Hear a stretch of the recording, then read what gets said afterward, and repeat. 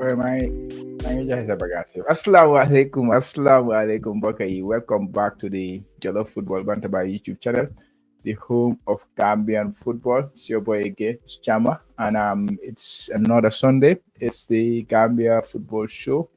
If you are watching us on YouTube, Facebook, Instagram, or if you are watching me on on TikTok, welcome to the uh, Jollof Football Bantaba platform, I would say, because yeah, we're using multi platforms to host this show, guys. As we always do on Sunday, we then discuss about um topics on Gambian football or Yingu Gambian football, and it's another Sunday, and my co-host Koche is back today. He's been away for a while, but we have him back today. I'm not even gonna be the Gambia, but I'm very happy to see him back. Koche, ziare nala, nui nala. jërëjëf Thiam fay naa la di la delloo nuyu di la delloo ziar di nuyu suñ audience yi di leen ne it's good to be back di leen ne welcome to the Jollof Football YouTube channel the home of Gambian football lii sama YouTube channel because ñu ngi Instagram ñu ngi Facebook ñu ngi TikTok so we are almost in all the platforms somewhat di leen ne fu waay nekk dañu si naan di leen ñu naaw si yoon ne la asalaamaaleykum wa rahmatullahi taala wa barakatuhu ba pare di leen ne ahlan wa sahlan welcome once again to the home of Gambian. Yeah, welcome once again to the Gambia Football Show. As you may know, TikTok, you cannot get the access of the whole program. You can only hear me talking. Chair was speaking, but don't come in a So if you want to hear everything, every part of the show, maybe it's better to head over to our Facebook, our Instagram, or our YouTube channel to watch the whole program. I'm just live on TikTok to inform my TikTok followers, or to inform our TikTok followers that we are hosting this show. So, but without wasting much time, guys, as we know, we have regulars of the show. We have Uba Jalo Falabore, Seni Kanyi, Amadi Kebe Space. He will be joining us later, especially when we get into discussing the leagues. And today we will have another guest coming, and we will introduce her when she is around. Let me just bring in Buba and Seni to start the show proper. Bro Buba, welcome back. Maneko last week yagi Japan munulo around, but it's good to have you back again. No for me. Well, man, chama, man la nuyu, no, di nuyu Cheta, wa digala kay last week mom, dama xamona Japan tuti, wante man don follow programme bi, di dal di jaajëf tam. ñu fa nekkoon seeni at xamari foog naa ceeta mu fa woon ba pare tam di ñëwul last week dégg nga tay moom kañ ngi bari xaalis yi loolu wax naa ko jël naa ko si suuf dama ne ko ma ne seet ma si bonus yi parce que ne doon fi wiir moom kenn wiir a góor kiti moom 5-1 moom wante di leen nuyu yëpp ak di nuyu ñu nga xam ne ñoo doon dal di seetaan na ko waxee si Instagram bi si Facebook bi ak si YouTube bi so daf di am solo trop because football comme ni politique la comme ni diine sax because daf dee am fànn bu nga xam ne mooy civic education so civic education si sports wala civic education si football lu war a am la parce que mu la ko waxee nii man a yow ñu noo déglu ñu dinaa màcc xam-xam ñu dinaa am experience exposure so daf di mën a baax su gaa dee jaar si comments yi di call in tam so amaana beneen kontaante daal pour dal fi ñu wante daal comme ni ma ko dee waxee man suma wax moom wax dëgg yàlla nag duñ ko dee seeka man moom dama dee wax unfiltered man moom du mu xewee noonu laa dee waxee because noonu ma yàlla bindee so du ma rafetal du ma man di jaay la du ma seet suma yaay la so nu ñëwee rek ñu la ko askan wi mën a dal di déglu so I hope ne cee ñu laa ñaan nag Manchester mu ñëw play nag so concentratal fii nga ñëw suma you discuss football because tey tomba yi bari na waga dega de waaw boobu noonu waga dega ma ne ko sa waay sax ñëw na mu si background boobu tamit space but let me bring in Seni because there we have a lot of guests so I have to try to manage dugal beeg génne beeg yooyu noonu it's a first experience of hosting 6 people on the platform so but hopefully it will go well today. Seni, welcome back. Last week ma ne ko man a yow fi nekkoon ak space it's good to have you back again tey moom yaa ngi ñëwaat back into full swing. I'm happy to be here. I'm coach at Buba, they are currently watching as well. So I'm quite happy to be here and coming to the fair, we give happenings of our football. So quite happy to be back. It's great to have you back. And finally, I'm ko Space tam si background bi. Maneko Mr. Space. Welcome back, bro. Nakam. Waaye Mr Chama nuyu naa la maa ngi nuyu Mr Che moom mi ngi loos mi ngi daw ak nuyu suma boss Buba ak di jaajëfal Seni bu baax di leen jërëjëf is good to be back here again yeah. Nice. Maneko Seni Mbuj was on in the background, but hopefully now you join along the way. So you I will bring her in. There's one or two topics that you discuss at mom. So we will do that. But today, the topics we have on the agenda will be about, of course, we saw the incident that happened in Birkama, the training ground incident that happened between the manager and a specific player at Birkama. There was some, there was kind of an assault before happened, and and it's been taken care of. Bench suspense could be so we will discuss about that incident, and then on the 17B, I think we all were watching last night, or yesterday in the afternoon, I would say, the under 17 getting feeling to qualify for the FIFA World Cup in their playoffs against Uganda. And also, the Independent Stadium was a big news this week. Ministry of Youth and Sports, the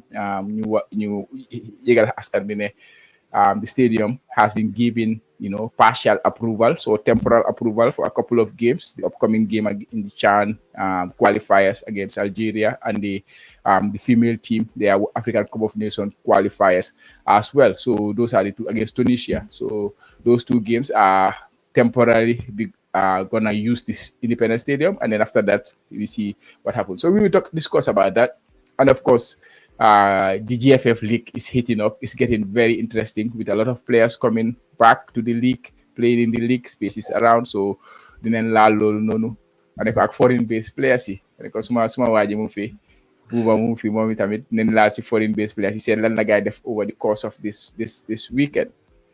I don't know. Seni Muma call. Seni was online. I don't know. Sorry, guys. Seni, you should not call me on this time. I just hang it up. But anyways, without wasting much time, let's get right into it. We can start with because I want Seni to comment on the incident at Brikama. So I will go with that one next. So I will start with the under 17. I will take reactions on the under 17 first. Then after we can get into the Birkama situation. So regarding the under 17, let's start with Che.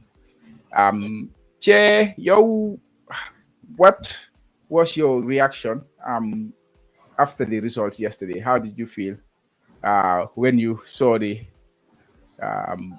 game yesterday, Gambia versus Uganda, and overall the under 17 tournament? Seni is on the background. Seni nala dugal legi ni. Yeah, go ahead. Chama, it was a narrow misunderstanding. I felt not disappointed, but at least I was not happy. What was highly qualified for the World Cup. Understand? Opportunity going to make.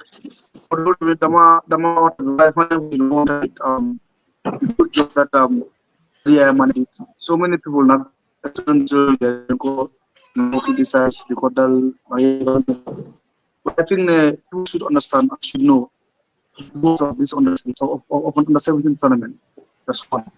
Where we from and where we are now. I'm going to analyze all these things together. Every opinion counts. Couldn't opinion and call respect.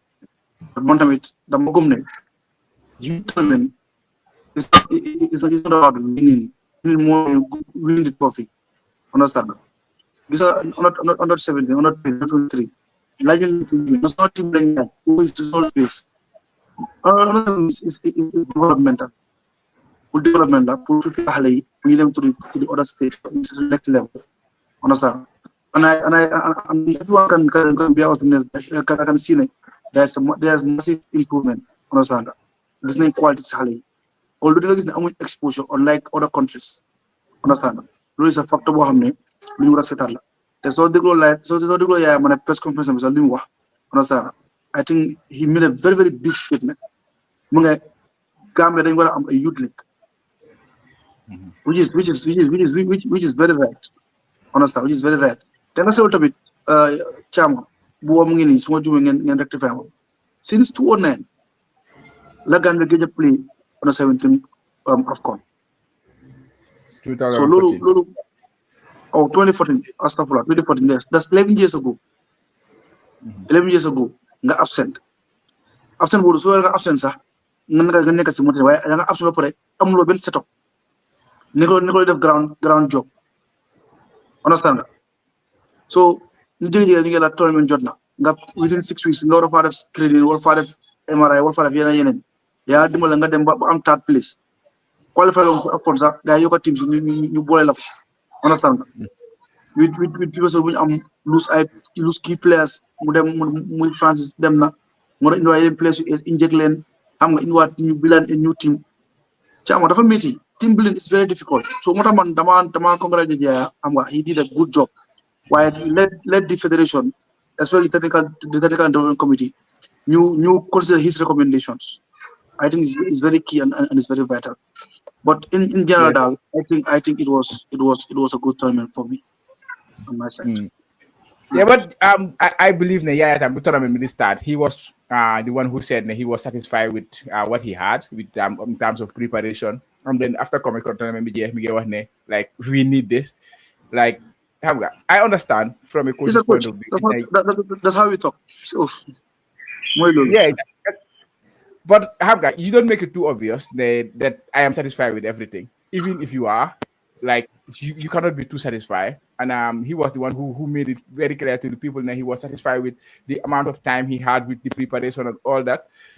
Yeah, but anyways, let me go on to Buba. Buba, what is your reaction to the tournament and what is your reaction to Gambia missing out on the World Cup?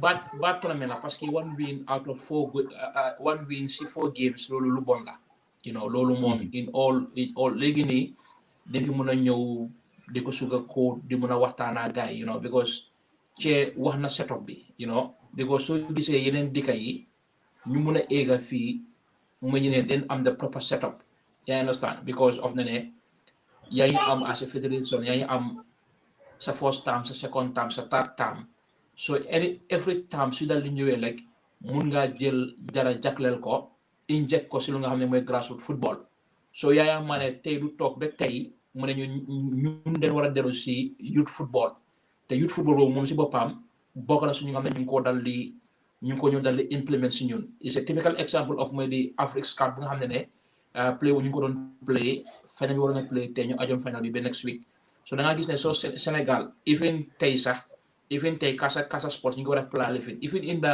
even in national league bi yaa am national league the same goes to South Africa same goes to Morocco Mali wante apart from the national league sax den am academy su ñu xam ne den dal di structure mais par exemple yenn saa ñu lu leen di stop mu ñu ne ñun football bi dañ ko jël di jël rek def ko diggante Banjul de Birkama lu romb Birkama duñ la consider lu romb Banjul duñ la dal di consider so da ngaa gis tam like is holistic man si boppam man kontaan naa ñu toog because tam there is no meaningful ne ñun ñu dem World Cup ñetti World Cup ñu ngi teglante di dem World Cup muy under 17 muy under 20 national team te delluwaatee si drawing board bi things yi nga xam ne war nañ koo ajos nekkum di ko dal di ajos coach bi matuwaay bu nga xam ne soxla na ko nekkum di ko dal di jox xam nga yaa ngi la sa faa waxee nii so there is no need ñuy dem te nekkum di look behind lu nga xam ne war nañ koo dal di fix bu si jiitu mooy ñu ne cee wax na recommendation yi coach bi fine wante recommendation yi coach bi su ñëwee report bi tam dafa war a dañ ñëw ñu dal di seet way forward because even si force bu nemoon waafu at bu ñëwaatee fii gis nañ drop nañ xale yu bari xale yu nekkum xale yu bon am nañ talent wante ne mën naa am jógeewum si académie yu dal di rëy kon tournament bi duñ si mën a dal di dem di toog ñu wax ne comme ni stage bi du wiin stage bi nekkul fan naa wiin even under 15 Sénégal dafa wiin fii ku fi dem rek mooy da ngaa wiin because Yaya Mane lan moo ko yóbbu si kanam mooy wiin because su la waree jox sa performance bi or tactically da nga feel sum ko xoolee si performance yi tactically wala yeneen box yi wala coach wala tic dafa dal di fail kon like mënoon naa def mënoon naa def the bigger percentage mën na ko def si team bi dal di win because xale itam doo mën a toog di relax gaa ñu ne waaw suñu dóoree baax na suñu non den war a strive because soo xoolee Mali ñu la wane ñu ngi taxaw soo xoolee Ivory Coast ñu la wane ñu ngi taxaw soo xoolee Burkina Faso ñu la wane ñu ngi dal so team si yëpp ñu ngi dal di taxaw kon su nekkee loolu la loolu moo tax dem ñu mun ñoo dóor so like nu ma ko waxee rek I'm different from the other Gambians bëgg nañoo dem World Cup Qatar wante ma ne déedéet nee leen dem ñu defaraat suñu boppa ñu diggu defaraat suñu boppa because tey am na ñoo xam ne jëlum crédit suñ qualifié yu dañoo jël crédit ni demaa crédit boobu Qatar wante small things yu nga xam ne war nañ koo sampa suñu football bi loolu dafa dal di ñàkk kon from the onset xale yi bu gaay doon dal di dem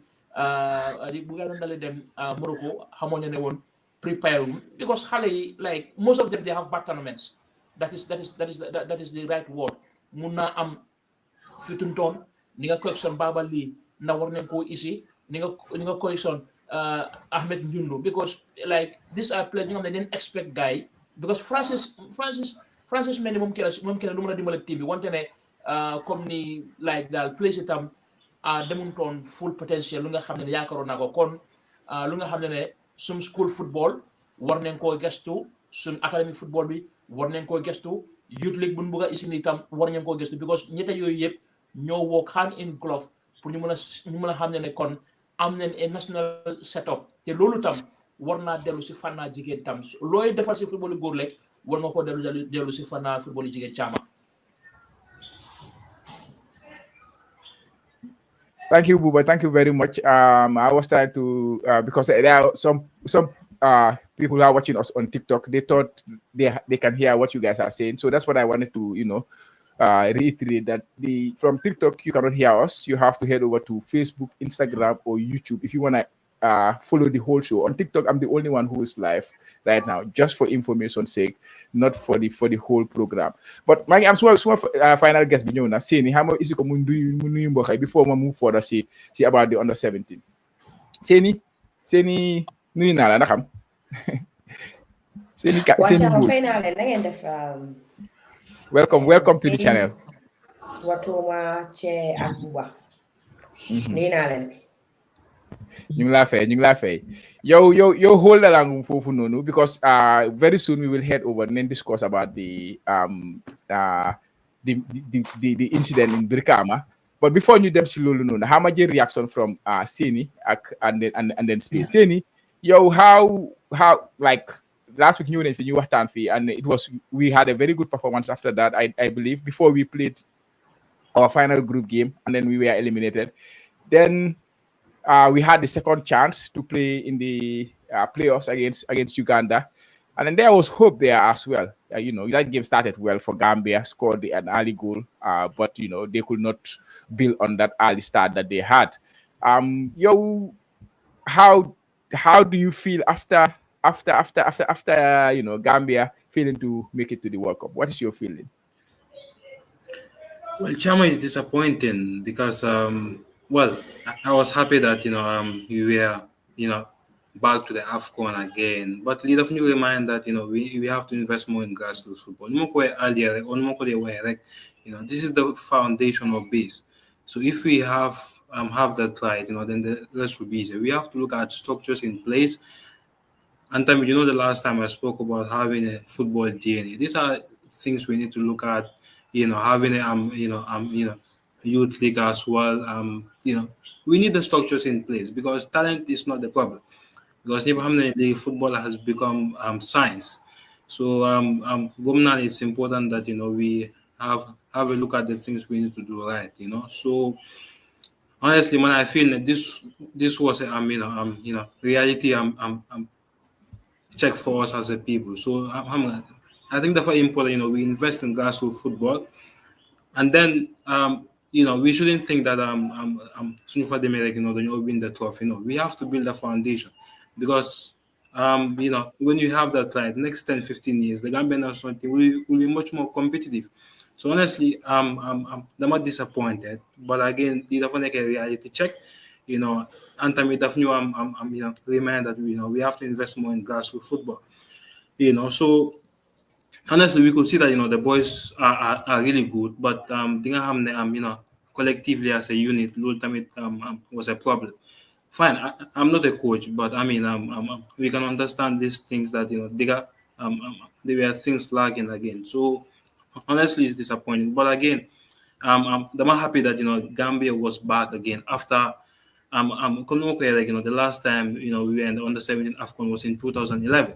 So it's disappointing, but I'm sure again, the young Navy what we learn from these things. Fine, we've been to two AFCONs, but this is the foundation. We have to get it right. We have to invest more in grassroots football so that next 10, 15 years, the Gambian national team or Gambian football, will compete at the highest level. Saying thank you very much. Space, yo, how do you feel? What's your feeling after the tournament? Chama nuyu naa la ya fana ñun ñëpp dañ nekk si benn wax lañ nekk rek mooy suñ disappointed ak si affaire yi suñ génn bi nii again lu ma woon last time rek loolu lay waxaat mooy chama ñun dañ dee tardé su lu nekk in any selection we been 17 under 20 dañ dee xarab suñ yëpp under 17 bi moo 20 bi yëpp dan léegi ne comme duñ am that enough time of mooy pour def suñ screening bi wala comme train team bi su bëree ba di am 2 or 3 weeks rek dañu war prepare pour dem play tournament daf dee difficult ak ñun so dan léegi ne comme team bi ok daf dee am play comme am nañ talent but again duñ am enough time pour ñu coach leen ok like comme ñu bëgg a play or stuff like that mooy team bi ni am nañ bëri nañ talent but amuñ enough time pour mën a train gars yi wala comme trials yi ak screening bi yëpp dafa nekkoon li nga xam dafa cokobam dañ ko yàkkamti woon so yëpp is down to the preparation ak yooyu so amoon ay good preparation daf dee difficult yo soo ko bàyyil lay Bojang mooy squad bu am muy under 20 mooy ñoom Adama Bojang ak ñooyu gis nga time amoon ak team boobu noonu team boobu football bu ñu dee play man seetaan benn Gambian team bu dee play comme team boobu noonu mooy génn sa ñoom Mahmoud Bayo gars ak ñoom Xatasin gars wala team boobu comme ñu dee play ñeme dañ ko teg si suuf si gannaaw bi si kanam ko dafa am enough time ak ñooyu noonu pour liggéey ñooyu noonu so da ngay gis suñ coach yi mooy maane bi amul enough time ak team bii nii yaa gis likewise yeneen coach yu ñu pour ñu amee suñu activité stop ñu am enough time boo football comme mu koy foog nga am train bi di team like diir bu gudda again tam mooy suñ last na 17 bu ñëw bu tax suñ football dem kanam mooy ñoom Ous Diallo kan boobu noonu wala suñ coach bi ak time am ak team boobu noonu wala team boobu fu mu yóbboo suñ football ak team boobu nu ñu daan play kan ko mun a compare ak mooy Baaj Malabare mooy ñoom Racine Ndiaye ñoom Mahmoud Badio ñu Awara Bojang football bu ñu daan play ak fugay MC Stroman so again foog ñu jéem a try ñuy télé prépare ñu amee better team ñu amee better tournament if not comme dañoo ñëwaat fi again rek di complain rek mooy lu ma wax mu ngi right now suñ caan bi ba léegi comme doorangoñ training yow yaa ngi war a play next month ba léegi mi ngi ni pour am 1 month training sa amuloo ko again nga bëgg a def da ngaa dem prepare da ngaa dem play ak team boo xam ne comme mi ngi yaaga train mi ngi prepare for so long nga da ngaa dem win team bu dafa difficult so foog ñu teel a pare ñu am ay good preparation if not dañoo ñëwaat again ñuy mara suñu laami lekk suñu team bi nii coach bi nii again fekk yëpp dafa war a dem daan ci doorim blaaw ñu am ay good preparation good am ay better tournament jërëjëf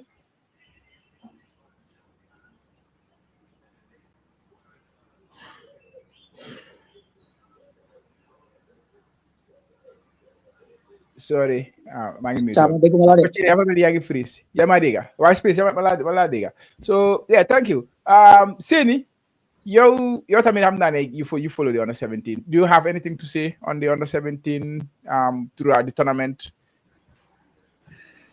Yeah, I think I would go with space covered everything that we expect that going to the tournament then go make or then everything what we do is product and then if we are lucky to have something and then okay maybe we deserve it or something else, but this is like also to in line with Uber this is good for us to go back to the drawing board and then structure everything again The structuring should not be like it's a 1 day stuff, it's a 2 month stuff, it's a 3 month stuff, it's a plan. And the plan have to be executed with people they have the stuff. Gis nga man dama most of the time now we need to have a hard talk when it comes to certain things, when it comes to Gambian football structure. Chairman, I'm a lot of exposure of coaches outside Gambia. In Gambia, like most of the coaches. If they go outside, they see how football is really structured. There are lots of things.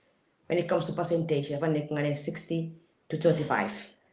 So this is the main problem. And then then they wonder what time when it comes to grassroots. But I think also the capacity is not only about training the kids, but the coaches themselves need the capacity. That's a big problem. Capacity is there. Finance is there, the funds is there, the structures is there. So this is one of the issues is really facing Gambia. As long as we don't address these issues, we just go tournament, we'll just be lucky to have. And even last time when we were talking about this space, I told you guys, I said even Tunisia, they deserve to win. You cannot compare Tunisia and Gambia when it comes to structures. You cannot compare it. They are far ahead of us. So you expect in the goals of football, it's not even fair. But yeah, we can win and say, okay, definitely. But those who deserve to win are winning because they are putting the right structures to move forward when it comes to grassroots football. So Manila, I'm probably different, right? Going back to the drawing board, right? That's all what we can do right now. Yeah, definitely. I'm going back to the drawing board. Lola needed the question. Now we even have a drawing board as a country. We are following your deal what? Because we still don't have the foundation. The right foundations are not there. Because legally, so they the drawing board. You had something that was working, and then you go back and then try to fix those things. Yes, we had something that was working, but it was not working. Like with all due respect to all the successes we have in under 17 level, we were not doing it the right way. That is the reality. That's why we had those successes. It played a part. I don't want to disrespect players who were involved in that, but the reason we had successes in the past, it has to do with with the players that we had at the time, the profile of players. Maybe we are not the only ones in that, but that's why in the last time when we went, we had an issue where we had to, the whole team has to be, changed and then bringing in another team. But nonetheless, there were successes. Those were successes in the past. That's why people, when they say, okay, Senegal, then New Gambia, because we were not doing anything really like, how can I say it? It was decent, it was good, but we are not doing something that was cutting edge. Like we were the model of how to run a grassroots football, how to run youth football. That has never been the case in the Gambia. It has never been the case in the Gambia. I think we need to put the right structures in place, and that is the first step. I know people come to Lungwa. What not about the coach? The coach was being blamed a lot. But sometimes you cannot blame him too much because of what the structures you want to put on Akiyununu. But again, he's a football coach at the end of the day. So if you go to play in a tournament, people need to learn the work from you, Monica. What is style guy play? Learn what's a pattern of plays, Akiyununu. How do you make your substitutions and you? So if you are taking him, if you are looking at him and taking him accountable for his actions as a coach, you make on the in decisions and I think you will need to make on the question more of the time than just the structures that Gambia, you guys nyaka, or you Gambia understand? Chase a television, so go for you Java. You say that Manchester United. You see Manchester be wow, because my go against the super background. But I YouTube do copyright. I guess Manchester United. No, Liverpool. Sorry. Okay. But my team will play, but I had to switch it off because I want to focus. But nonetheless, going forward, I think the structures more the right thing. I think so. Since everybody sent thoughts together, it's all about let's put the right structures in place. And then talking of structures, to add this, when we talk about structure, we're not talking about only football structure. We're talking about capacity also being part of it. Everything. People the misconception of that kind of phrase, structures. When we talk about our structure, it's not only infrastructure. We're talking about the administration structure. We're talking about technical structure. We're talking about the capacity structure. So these are things that is lacking. So sometimes, like I said, previous discussions in there, Monica, when I was in Ghana, yes, I can know certain things, but when I was out, I know a greater, the Maham level, Boham Legi, I can stand and challenge a lot of people when it comes to football development because I have seen it and I have been discussing with people. And I think also it's important for our coaches pour ñu mën a explore. Our coaches need to explore pour ñu mën a xam exactly what is happening. Like for instance, if you're in a one circle and then states, okay, maybe you would think like, okay, we're doing great. But if you go outside and challenge yourself and then see, okay, what are the things that you're really lacking? What are things that we're seeing? And then try to plug in. That's why study tour is important to know exactly what is the thing that is lacking and so on. But and also one of the key things you have, it will be really difficult, is like funds, Harris really need to pump into grassroots football if you want to make it a success. But even in Africa, this is the problem. You have the money sometimes, but it will not be put in the proper use. It will not be proper in the proper thing. Then you're the fat needed. But it has to start somewhere. But it needs to take a longer period. You need the development. This is the problem. We always try to yakamte about everything. And you yakam to development, and you yakam to results, and you yakam to just to score a political points. Just to score in your definitely. Just to score in your definitely. But it doesn't matter. It's like what you want to do as a legacy to stay. Yeah, thank you. Buba,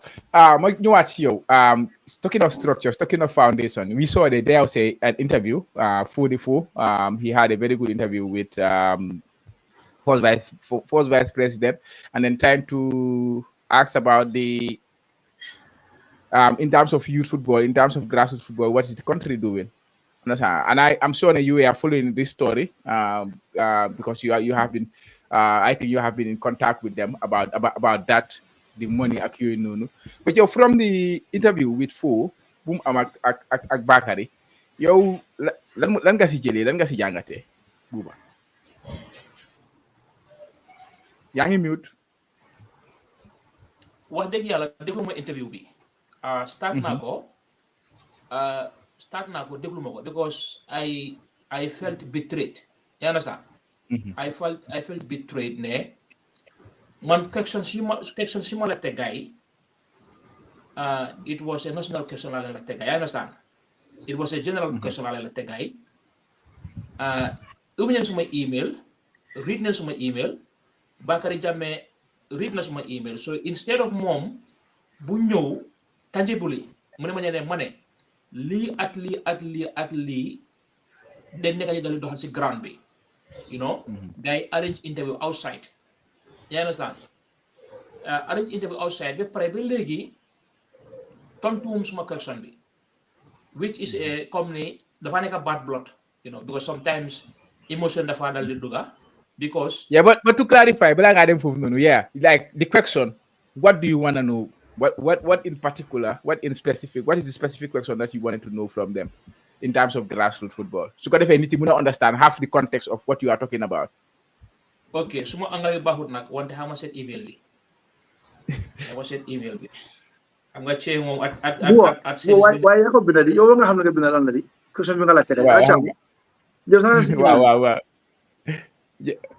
nga ko xam mu ne war nga ko xam lo bëggoon gaay answer. Like, what is the question you are asking? No, wante xam nga tam foog bu leer. Waaw. Xam ko binda. Lu ma la tegay ma ne leen ne I am writing to seek an insight, information, explanation, or even further first-hand information regarding the FIFA Development Fund meant for grassroots or youth football. 1. How much is subvented by FIFA in this area? What project has the GFF completed under this team? What future project does the GFF have regarding grassroots football and youth football? I will be grateful to be put through. With this question, and I will even be glad to take it by telephone. Note, ne du ma leen bëgg a record. Dama just at least ma make sure ne daal ma am some things, you know, because am na fu ma doon bëgg a éega gaay. You understand? So da nga gis ne kon Yaya Mane su ñëwee tey mu ne war a dellu si youth football, man doon jékkalantoo fédération bi laajte leen lan na ngeen am, lan na ngeen defal youth football, because Yaya su fekkee dañ war a dellu si youth football kon am na dafa mel ne ñoom nekku ñu def lu baax in the past, you know. So and my questions, suma questions yi read nañ ko, Bakary Jammeh read na ko, Kawa read na ko, Baboucarr Kamara read na ko. In fact Baboucarr Kamara toppaat naa ko ma ne ko ne ma ne drop na information, drop na email, so please dimbale ma kenn comme na wax, because barki de mooy jalen fi gis seen finance director di wax affaire PADM. So su gay mu ne clarify PADM mën na ñëw clarify tam grassroots football I understand because dialogue bii dañ war a mën a daje amaa gaay because ñoom lu gaay def si youth football mu fa FIFA lu leen FIFA de santa mu fa wante dañoo compare because dafa ne nga toog si télé ne am nañ blueprint def nañ lii loolu wax la comme ni nu gaay doon justify seen FIFA projects yi def nañ lii wante tangible tey ceeba Banjul la like KG5 mënuloo faa play tey KG5 mënuloo faa play tey KG5 Serekunda West wante da nga soo fàttale koo Demba ñoom ñoo demoon lu bi di ay fonds téye xaalis yooyu tasa yaxa paak yi Serekunda Manjay fu ceedee play ba léegi ñu si la comité bi Serekunda West ba léegi seen installation yu nga ñu dal def yëpp li fi la soo lu moo tax tam yenn saa ñu mën a baax wante ne comme ni man I lose trust in the Qatar administration because of ne su noo ñëw di wax doon wax dëgg especially Bakary Jammeh dafa ñëw mun a ku neex laa mel la wante man lu ma ko laaj is something genuine lan da ngeen fi def si youth football lan da ngeen fi def si grassroots football because grassroots football mooy school football bi mooy académie si mooy under 17 soo léegi nag da leen mën a ñëw keneen isi leen projet am mu nga xam ne mooy Afrique Scout ngeen ñëw bu boo loolu ne yéen da ngeen a promote youth football te youth football mën na ko waxee diggante Banjul la ba fu nga xam ne mooy Birkama projet boobu gisu fa BST Galaxy projet boobu gisu fa Real di Banjul projet boobu gisu fa waa Basse kon is legitimate pour ñu mun a am that answers nga xam ne Yaya Mané démb su toogee because Yaya Mané mën na jot tip yaa ngi sax because Yaya Mané si boppam laajte naa ko ma ne ko Yaya lii at lii laa bëgg a xam yaa ngi sax just pour like bu leer wante ne mënuma déglu interview because dafa guddoon ba pare eggaguma woon si article bi fu nga xam ne dama waroon a dal di dem wante ne tam dama ko bañ a dal di déglu because sax dafa fi ne dama I felt betrayed ba pare dama jàpp ne tam ku nekk di waxoon si ta topic du nit ki wax digga du nit ki waxkati digga nag nijaay yi ñeena la nag papa yi ñeena la nag wante ne just national issue question mu ngi ko doon dal di laajte wante fan-fan bu nga xam ne war nañ koo dal di am du waxkati digga si tombo yooyu yu nga xam ne laajte nañ ko.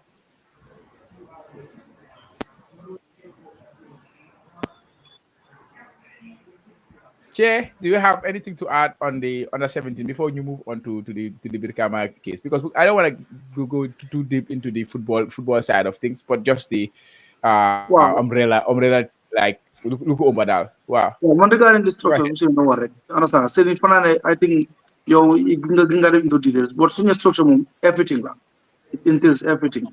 Understand? From the administration to the players. So facilities are very important. Facilities of Siboka, capacity building of Siboka, understand that.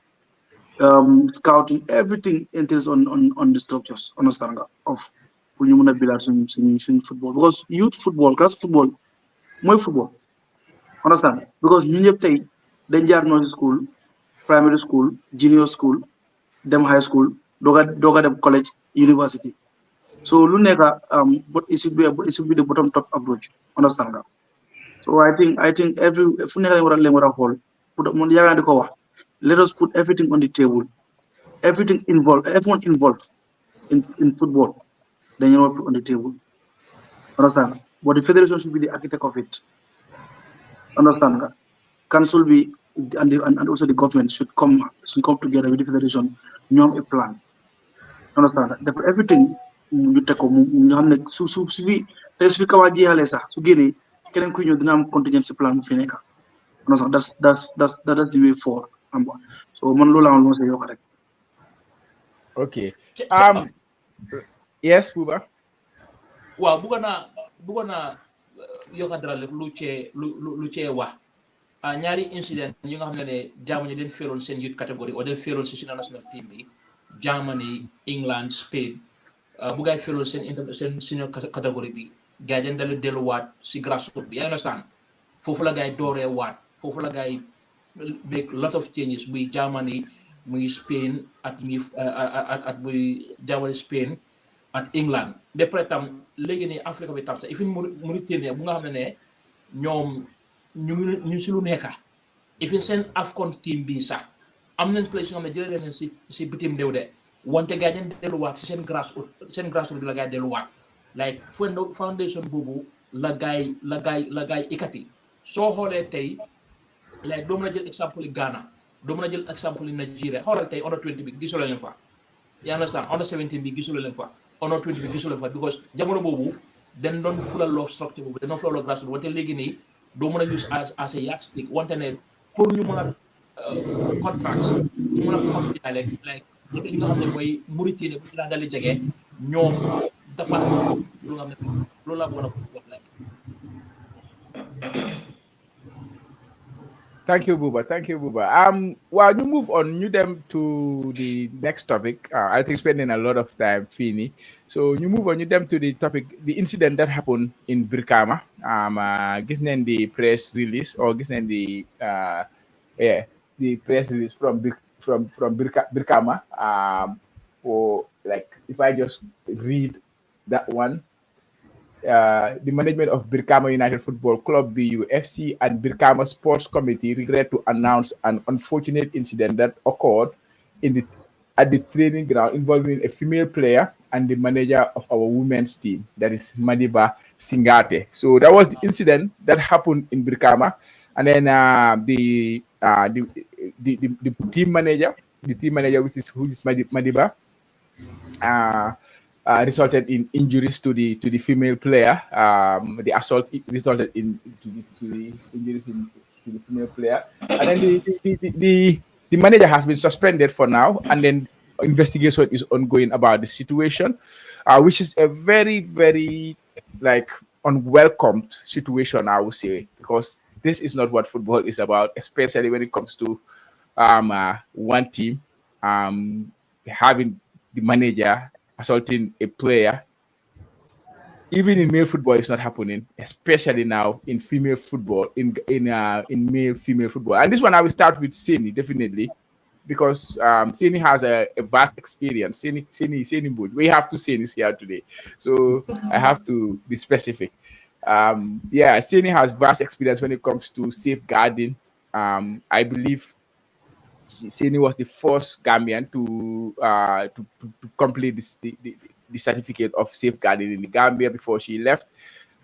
So I'm sure that this situation is a very unfamiliar situation in the Gambian football, or at least to be a topic or to be on the headlines like this, it is uncommon. Maybe there might be situations like this happening, or different type of situation that involves safeguarding players. So, from your experience on with safeguarding, what can you tell us about this situation that occurred in Birkama involving a player and the manager? Yes, Chama. When I had the incident, it was on Space. Then I went through it, and then I asked questions. I asked some people who are on the ground and asked them some questions.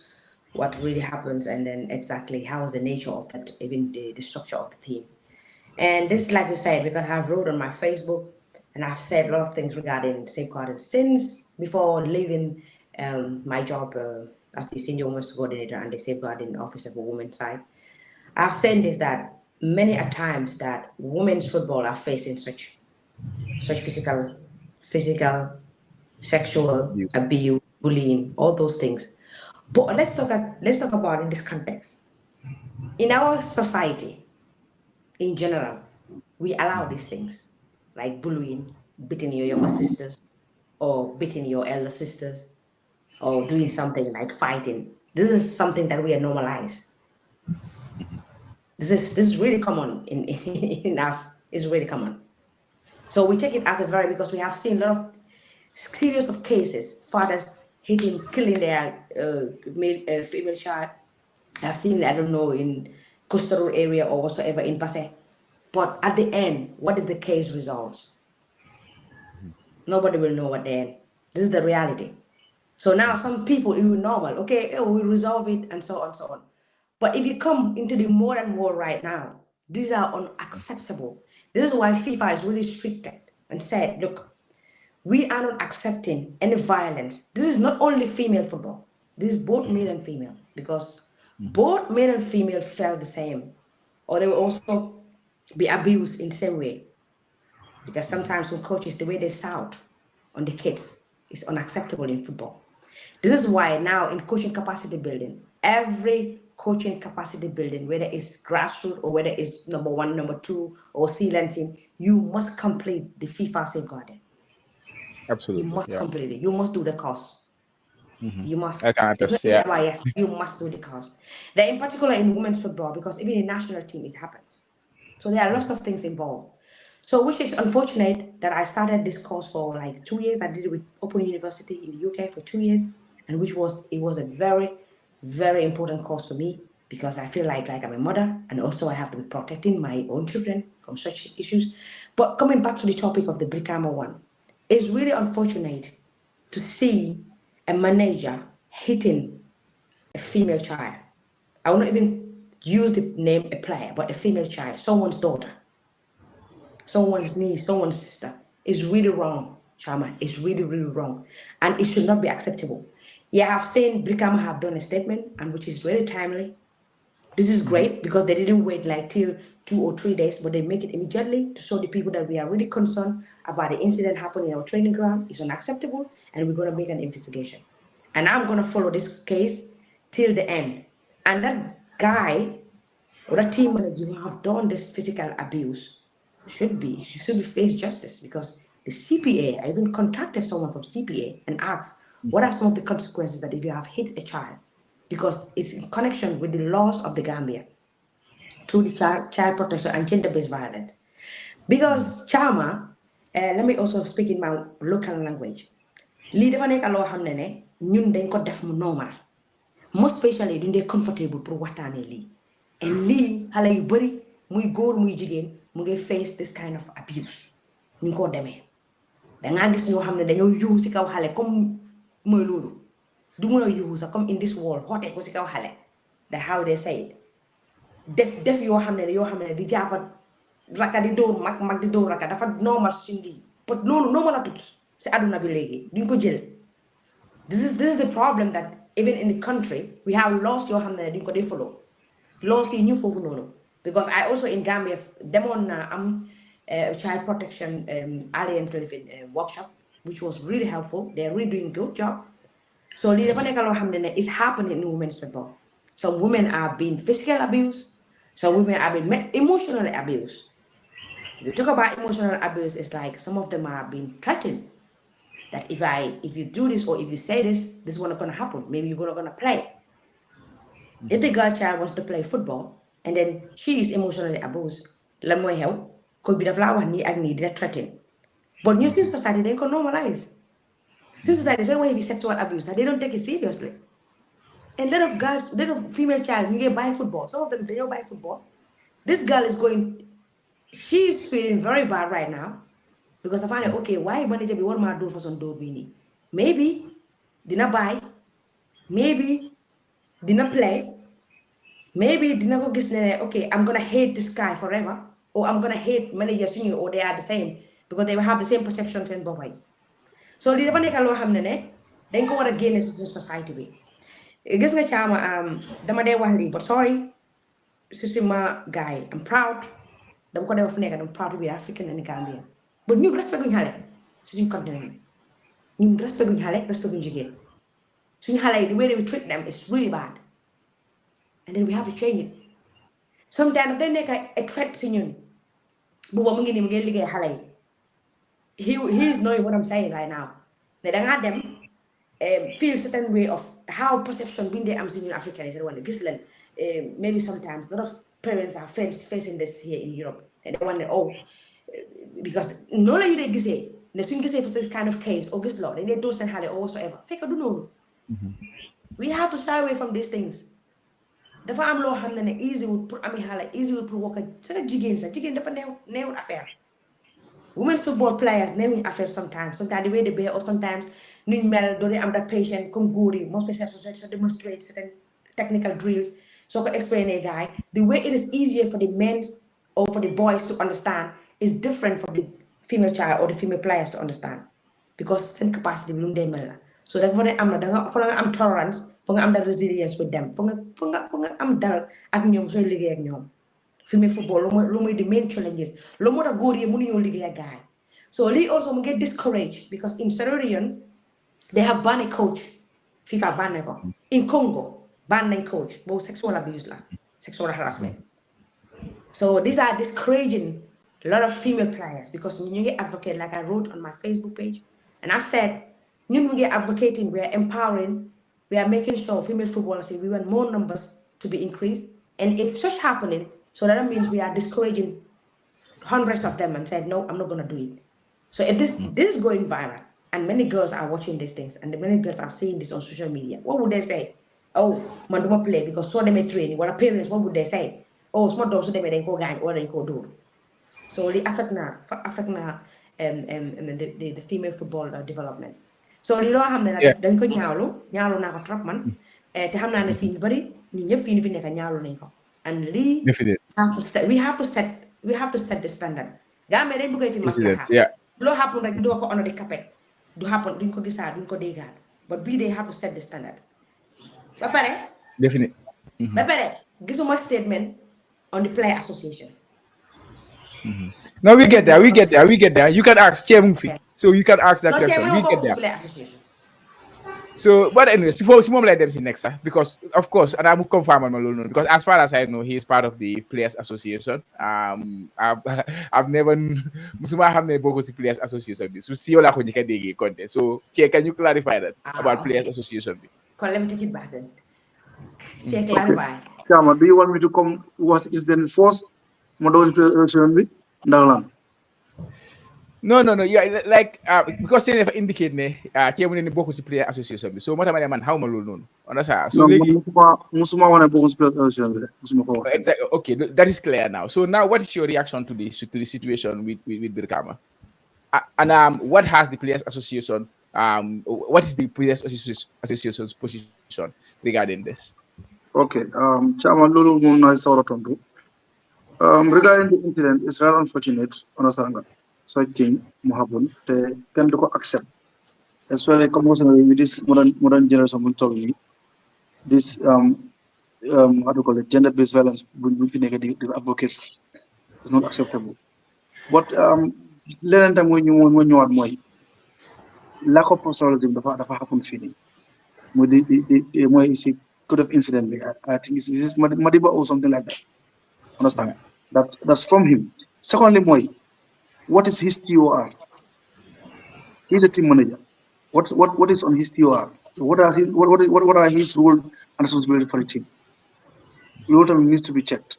Brikama needs to answer questions. Because if you have to appoint someone as a team manager, I believe the forum criteria and the capacity to be a proper team manager, especially being a male managing female girls. Understand? Girls that was highly playful, they are young girls. You understand? So more like you need to be a professional more in it. Sakir, ninga ame sakir, ninga ame sa kai is completely different. Understand? Because my data feel we are to do politician don't do things like that. Lolo is something different. Lolo suicide understand? But this is football. He has no right to lay his hand on anyone, talk less of a lady. It's a crime. Don't direct sit is a crime. Don't direct law is a crime. Talk less on a PG and do Halab. I'm not going to do it. It's wrong. They got condemn. The reason I become with a statement they could suspend that investigation. Waham the outcome of the results of Man Pullman need suspension. Man Pullman, because this case is very serious. Understand that? It's a long-standing relationship between Brikama Sports Committee and also the person in particular. But such actions, it has to be condemned. Because to this magnitude, this extent, by your excellent because people have confirmed he did it deliberately. That could do. So automatically don't go expert. Not just not expert. Understand that? Looking at the magnitude of longer take at the court. Not then go fine, then go you police or whatsoever. Understand? But then go expert. Because key should be nowhere near this female. This female team. Nowhere near it. Because already munna traumatized. Then go ragal. They digana nyunge man dama dega. Because he's so arrogant. Ba nga xam ne xale su développé des saaga di leen bully loolu dégg naa ko I don't know the guy but lu ma dégg la wax nga problème su amee ku nekkaay wax I don't know whether it's true or not but loolu laa dégg so such an individual kii war na nga xale yi dañ ko war a ragal so su demee to the extent de léegi bàyyi na wax ak saaga léegi dafa dóore kooku moom dañ ko war a génne completely understand so man that's my take xam nga di mosawu xale bi tamit ak famille am xam nga because seen xam na difficult su gars yi day play football it's very difficult pour sa parent mu bàyyi la play football as a lady ñun ñëpp going through it even ñun boys ñun góor yi sax da nga def find difficult soo demee school nga am période jàng nga bàyyi nga ne nga bokk na si football ñu yore fal dama nga jàngi bu am benn njëriñ football toog la sax nga nekk jigéen mu gën a difficult nga comme sa parents si léegi yow nga comme sa parents bi bàyyi la pare nga dem nga jëlee ay dóor ay bët yu néew so am na yeneen parents ne right now dañu téye seen doom duñu support bu ngay dem play football so kii lu mu def yaa bu mag a mag non ça te all ñu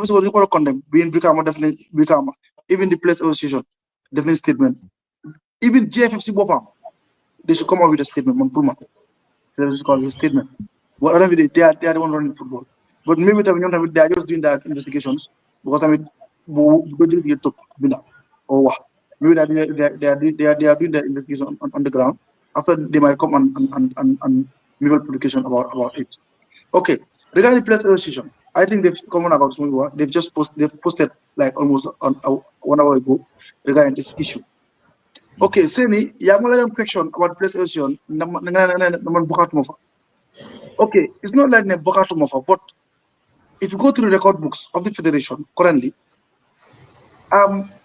my membership is not recognized why moine our last elective congress has not been acknowledged by the federation moine one that dispute what happened on bu guy publish ne dañ def subvention guy gis place ocean because of amuñ elective congress according to the constitution ñoom mënuñoo am solo for guy def seen elective congress moine one that coow bañ dem xam nga bindas ñu tam ñoo jeefe guy ñu toog a kaba okay léegi nag yow as an association def nga créé nga wax nga sa wax président bi oola ngeen toog ngeen tënka muy kilifa ngeen tënka ngeen waxtaan mu nga leen indi leen ma lii ak lii then man ma approuve leen léegi yéen ngeen dina si meeting boobu noonu léegi depuis booba léegi lu ñu leen laaj ba léegi mun leen ko indi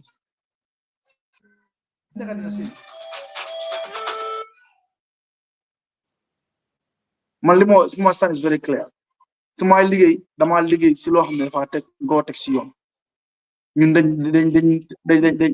dañ am suñ coow suñ mbir ñu wax ko président bi dégg ñu ooñu waxañu mu ne ñu indi leen lii ak lii mu mën a ko details léegi ñu mënuñ ko provide te loolu nee provide la léegi moom mu ne nag su dee fi ngeen leen bëgg a liggéey man damaa jël di back seat understand nga loolu moo tax I'm very muted regarding the place association mu ne kuma la dama ne go to the president to the PRO and also to the secretary because ñooñu they have been recognized by the federation seen books ñooñu ñoo fa nekk ñu la ngay xam man Thierno Badji fédération bi soo demee seen books yi man nekk ma si place association bi foofu lay waxee but internally between ourselves with the every conference that we had in 2021 I am part of the place association but tey su kaaf ñëwul FIFA ñëw ñu on liste bi bu am because dañu ñëw si ñun jeef la ñoo ñëw jeef indi seen liste bi man Thierno Badji moo fa nekk so loolu moo tax ma bi ma lay affaire this issue may la engage the president this or the secretary or even the PRO so loolu moo si nekk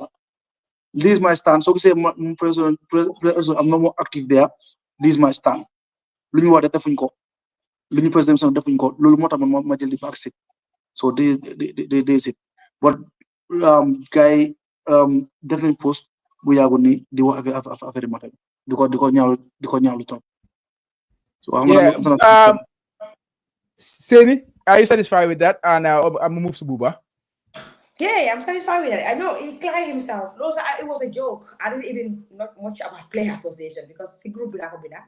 And then he just replied that ask this guy, like he said. So I just want to know their stand, whether he's involved as internal with them. But I just want to know their stand, what they stand for regarding this issue. Okay. Let's go to Buba. Buba, Momore, like he advocates a lot for female football as well. So it will only be it will only be good for him to react to this. I'm sure Nemom Tamit is similar to us, definitely with this situation incident. So Buba, you like, what is your reaction to this unwanted situation?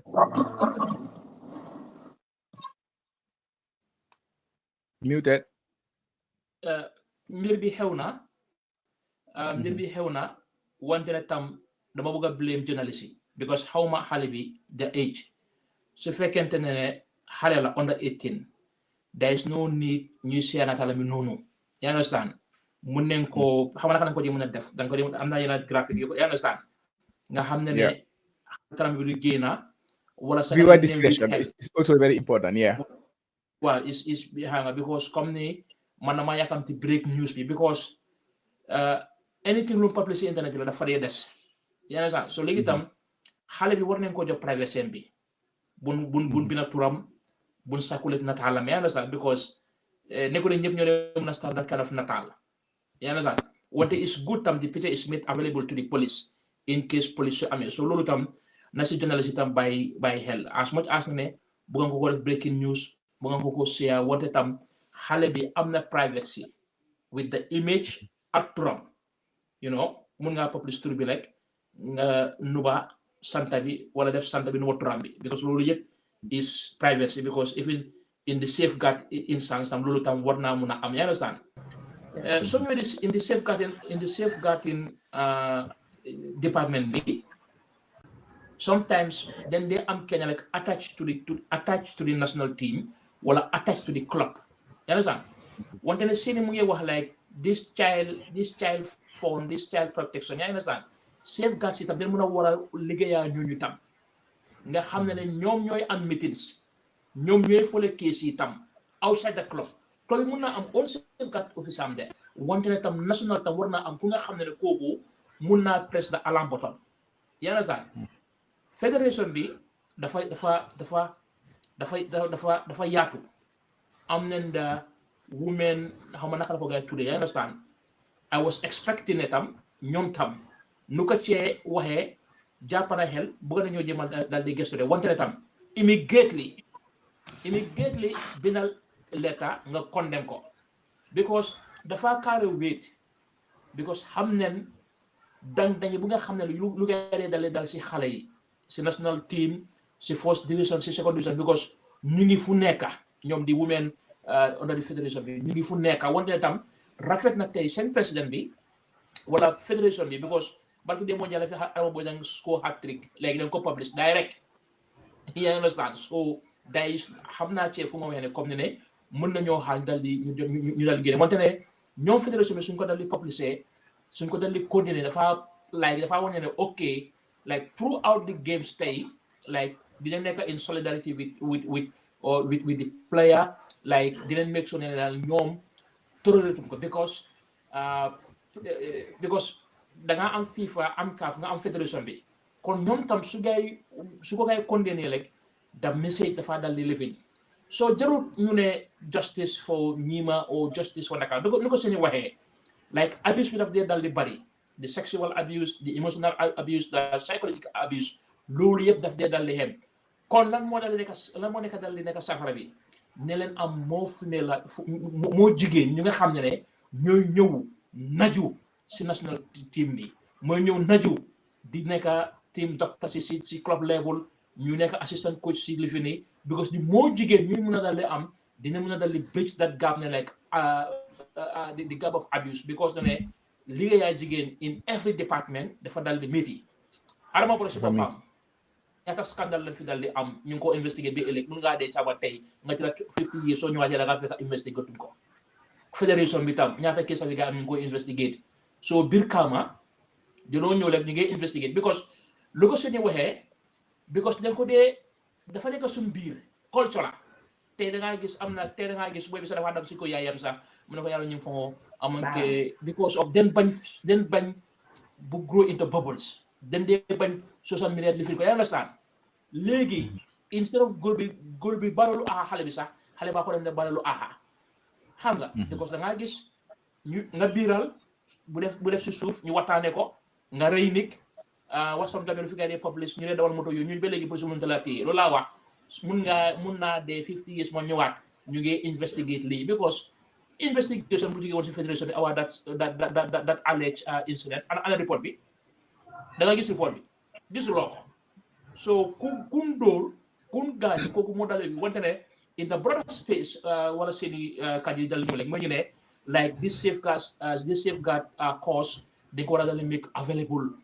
you because gis nañ lot of capacity barke de moo njaay gis nañ fi Amadou Ba gis nañ fi Mbayma Bojang ñi woon Guinée Conakry wante ne tam small capacity ñu nga xam ne jarut xaalis ñu nga xam ne is available from FIFA ñu mën a make sure ne ñu nga xam ne ñu ngi nekk within the circle li fi nii because tam lan mooy xew xale dem match amu fa security amu fa dara mu ne keneen mu ne la faa ñëw dóor mu ne ñëw kidnap guys so I think ne lii dafa koŋ-koŋ bunta bu rëy a rëy wante di mal daal di maslu lu ma waxee Birkama rek Birkama United sometimes you have to take a stance especially gender violence li fi ñu neew wante tam bu si féministe tam dal di mbuboo rek like gis naa ñu ngi wane justice for xamal kala déedéet like yan prévention ngeen mën a dal di use naka ngeen mën a dal di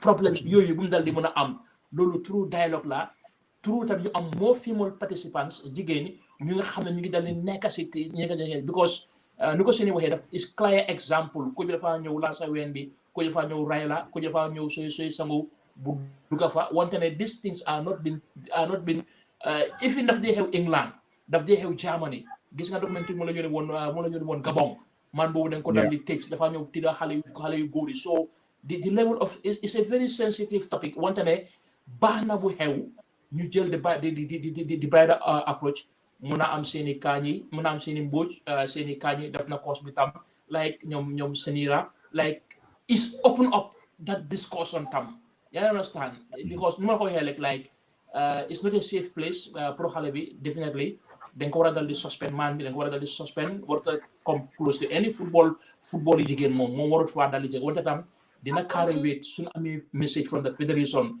immediately tam like ñu condemn ko because yenn say tam bundee expect lu bari si ñeneen like the players association because fii amoon nañ fi lu nga xam ne mooy di child act groups yi wala ñoo xam ne ñooy am protect tam ñooñu tam di moo ñu di dal di génn or even the office of the president koy mooy Fatou Bah Barrow because seen kaddu daf dee dal di wante ne like mun sum society bi and it's very unfortunate comme ni ñun si ndab buñ bokk muy football si lam dal di xewee warta em like justice for ñima warta em ne wante yan means naka lañ ko dal di préventé naka lañ mën a dal di jàngale xale itam ne ñoom their rights should be respected their emotions ak li fi ñuy dem ak si kan la ngay mën a dal di dem pour dal di wax because léegi nii kii am na ci wax na fi affaire trauma bi mun a am na trauma ñeneen team bi tamit ñu witness ñu tam they need counseling they need the psychology ñu tam war ñu ñëw ici wante ne bu mu nekk lu nga xam ne like is an on wax yu rëy yooyu ñu ngi investiguer ay fen kese la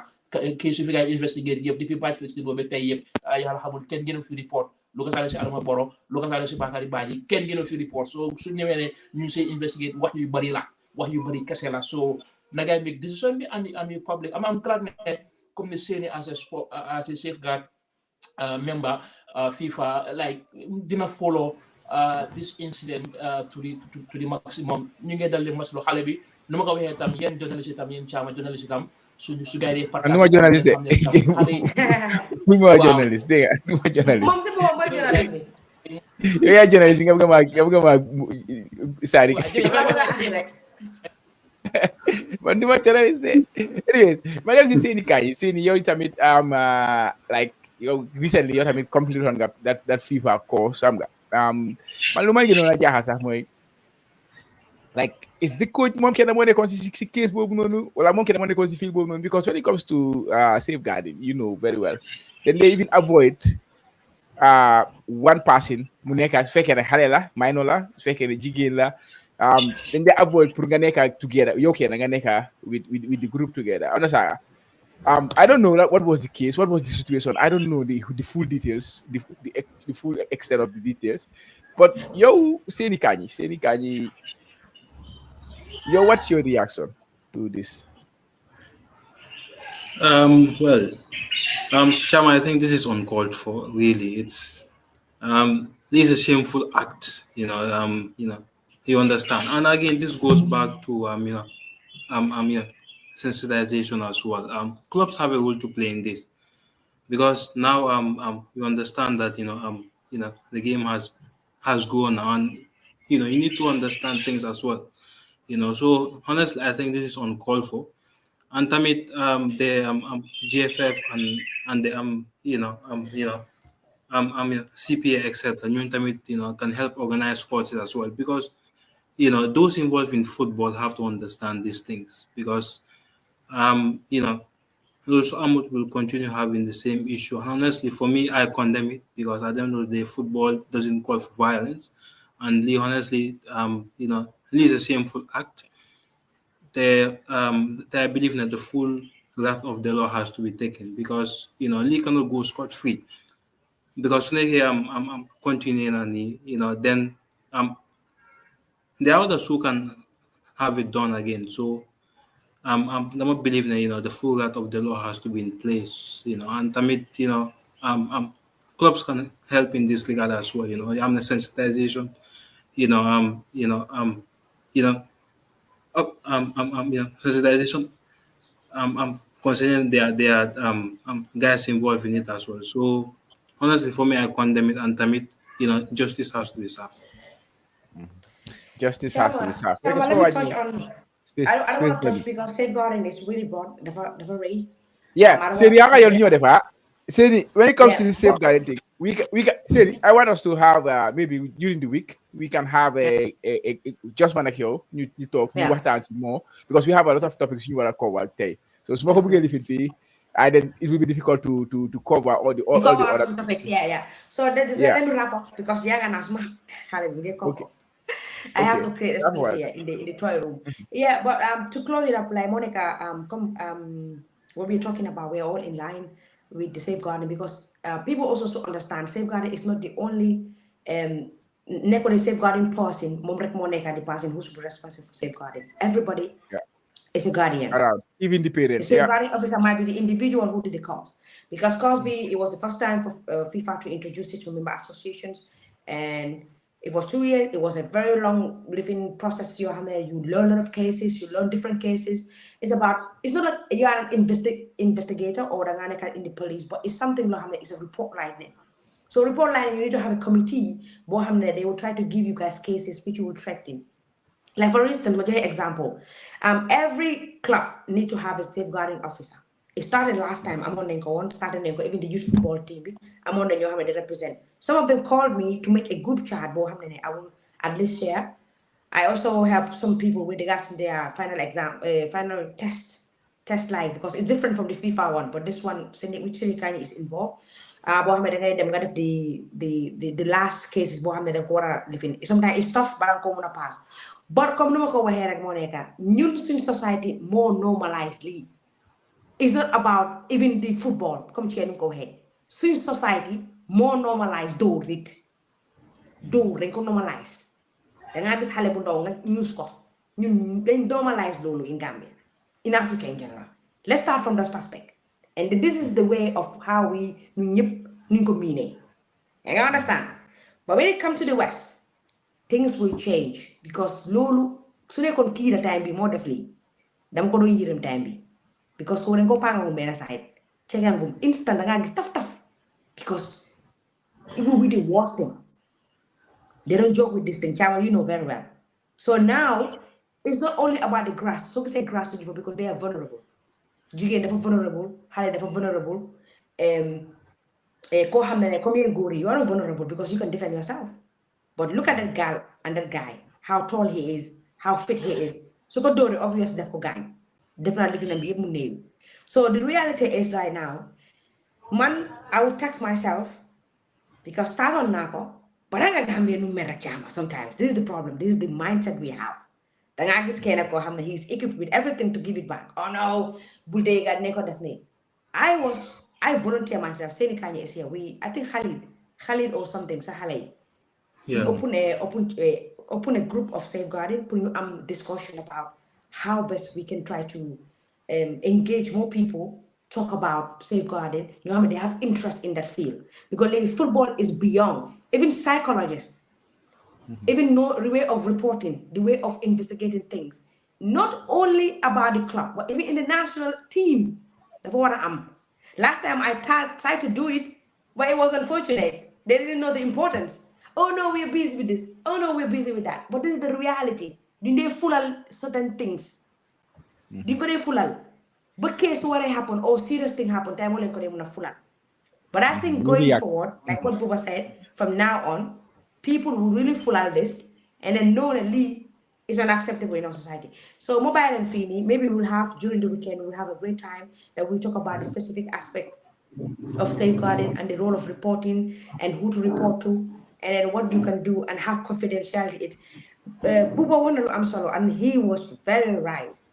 Even myself, I think I made an error of like posting the picture of the girl. We might ask how old is he because it should not be accepted to gain the image of the face of the girl. And I think people have to run away from that. But hang on, society we are, and then yeah, but no, definitely. Aware. It's very important. It's really important. Who was at 2 points like this for no? One like a one, like is it a minor and then protecting the image. But the second thing is viewer discretion. Like man, Loma wants suma booty man. Your word Loma want anything like come horrific images. Just post out there without saying giving the viewer any chance to prepare himself. That's why they write like viewer discretion is advised before you watch something. So you're speaking, you are comfortable watching these things. Yes. Wow, defal ma lolu TikTok bi defal ma lolu TikTok bi waaw. TikTok bi. Dama ko dégg TikTok dama ko dégg siyaasa ma ne hey wala sama gars yi ci tay TikTok de TikTok les tay moo ko yor de tay TikTok moo ko yor boss bi. Na caw nga ko. But anyway, thank you so much guys. Wow, one time I'm gonna leave now and then we're gonna discuss this Chama during the weekend. The mahal maybe Wednesday will be fine or Thursday. We can fix that. Don't worry. Yeah, we will have a very open discussion. But if I want to make like a request show, like people can come in like to ask questions and then certain. Okay, we'll go discuss it. We'll go discuss after. But anyway, see you guys. Like in Danish, we say bye. All right, take care. Super sister, they are with us. Why is very important.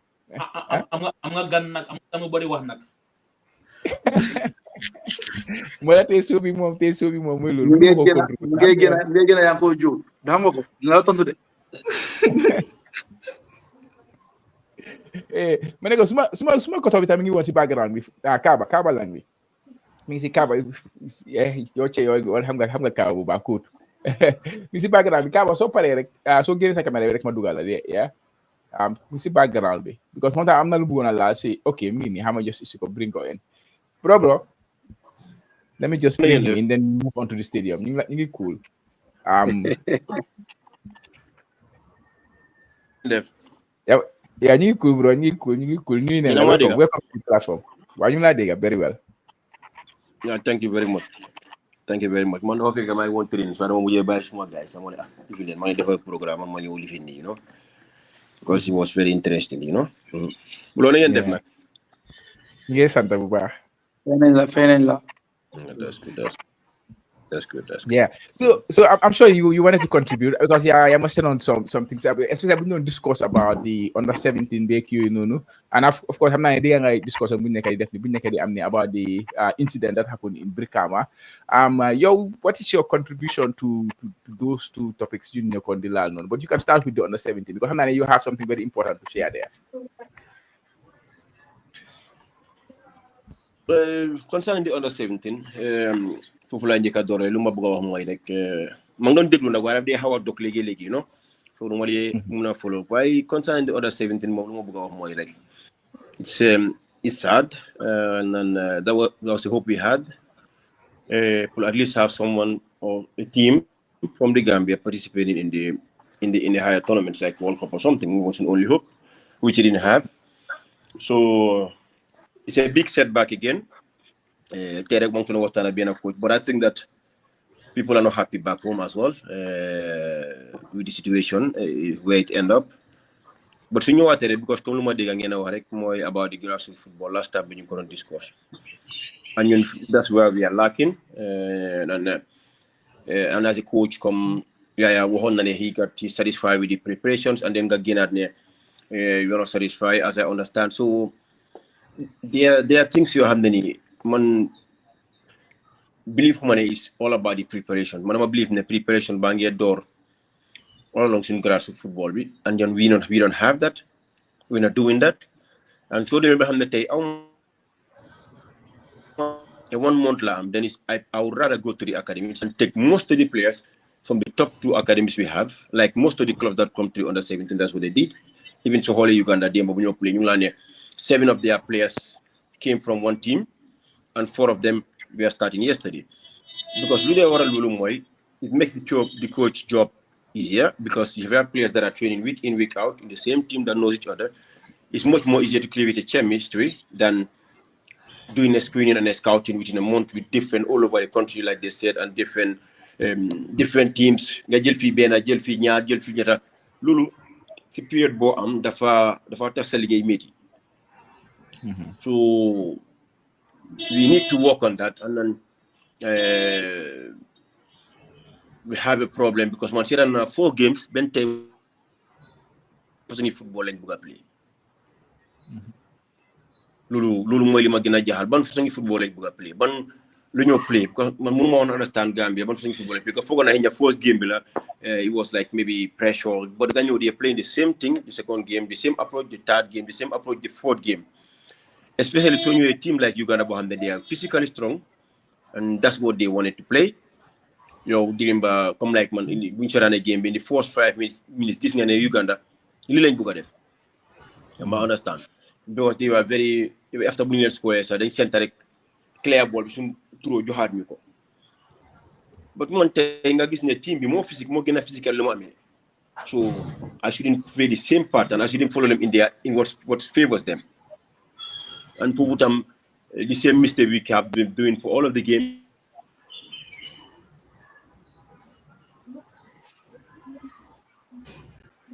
And we have a problem with coaching problem. Small coaching problem not only in the under 17, but so by help from the squad to the under 20 to the under 17. We have a problem with coaching. We have a problem with coaching. So we really need to go back to the drawing board and really need to look at ourselves properly as a nation, as a federation, and what way are we going right now? Definitely. Yeah, about the incident in Birkama, what can you tell us?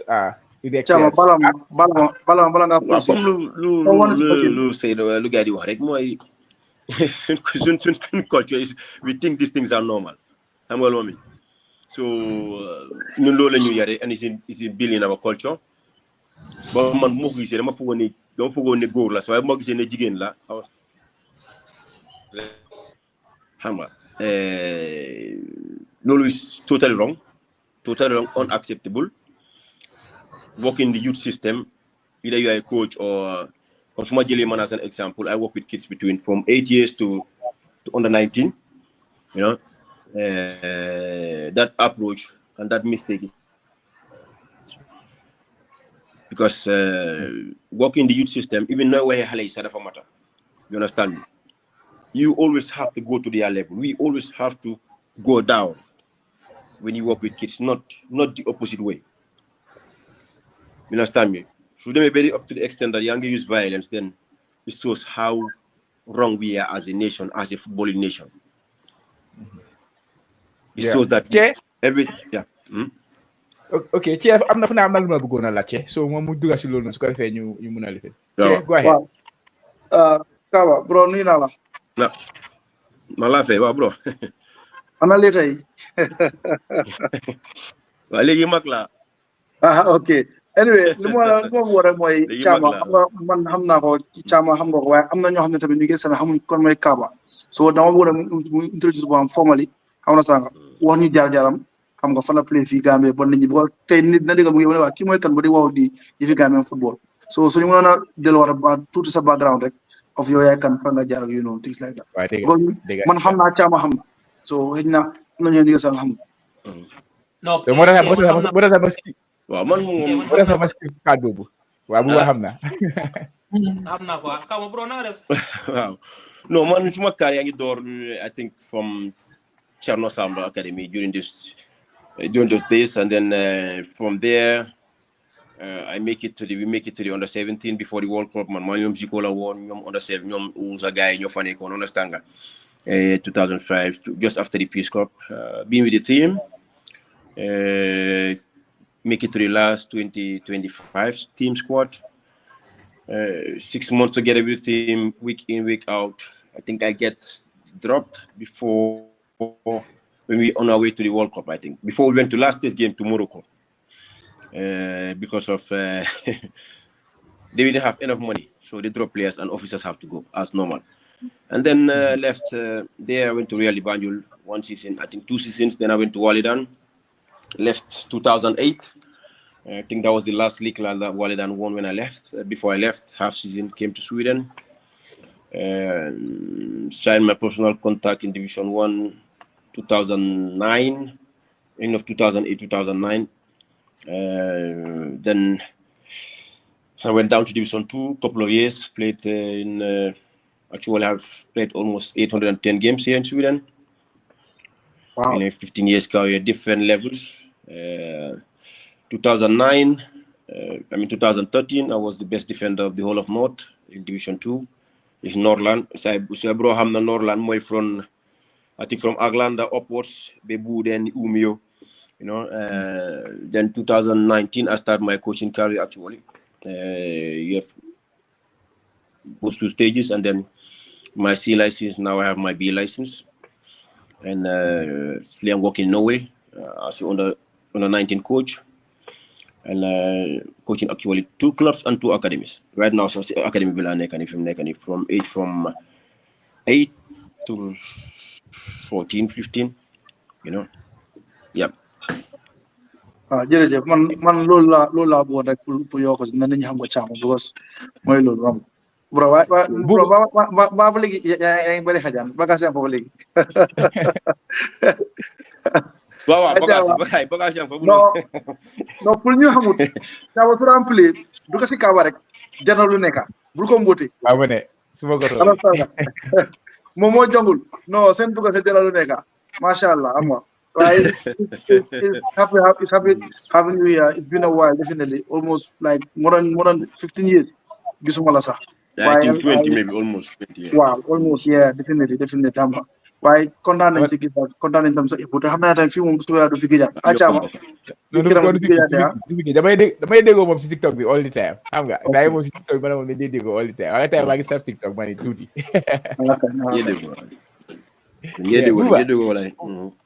Buba xam naa ngi bëgg a wax dara yaa ngi just ibbi sa mic bi yaa ngi bëgg a wax dara so you can go ahead Buba. non bëgg mën a wax dara wax dëgg yàlla ok sa mic bi you know civic education la because of tam ne like Yaya Mane the technical team ñoom sang dong the federation mun nañoo am opportunity pour ñëw déglu because kii wax fii loolu leen noo dal di jël loolu moo nekk ni national document bi wala the blueprint of the grassroots what a nekk comme ni group of people like you understand mu ngi naa déglu programme déglu coach bi involve the coach you understand because tam su fekkee ñu ngi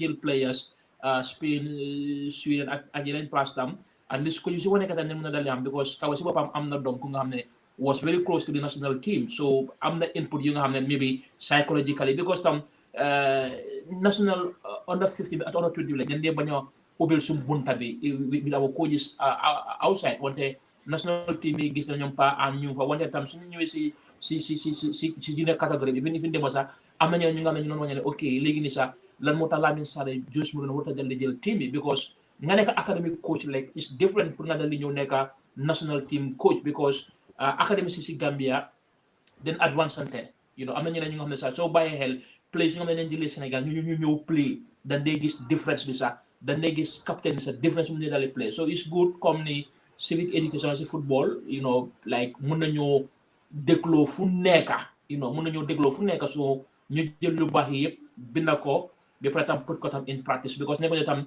binda ko rek wax ko kese rek wante tam practical bi tam nga simee ko tam because last time ñu ne waa ñu ala ñaas ñu ngi woon Janjambure ñu ngi woon Jara Soma ñu ngi woon Basse am nañ 500 xale ana xale yooyu yëpp yan méthode nga nekk di use pour xale yooyu tam so loolu lu am solo la daal lu am solo la Seni Kanyi you want to add anything before my bike small koro mu dem continue coaching ambe No, it's okay, it's fine.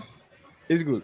Can you wrap up if you have any other thoughts you want to share nga wrap up su ko defee ñu mun la bàyyi nga continuer sa dem continuer sa saison bi ñu dugg loolu man kay li ma bëggoon a wax rek mooy comme lu bro wax léegi rek nañ jéem a comme lu ma def all the time rek nañ jéem a ubbi bunta yi ñu use resources because tey am nañ resources both out and inside the country ñu jéem a seet naka la ñoo génnee si situation bu ñu nekk ni concerning Gambia football in Gambia and especially what the things one of the categories we are very good in was the youth system, under 17, under 20, and even now we are losing the touch. I think we should go back to the drawing board and open the doors and take ideas, reach out, take ideas and see how we can help the nation because the way it's looking right now, it's not convincing. It's not convincing. Yeah, no reclam mo bayil ma del wa training all right bro, thank you very much yo neñ la amati inshallah ñu gëna mëna waxtaan ak ya ñu neñ taxé tamit ci TikTok right take care man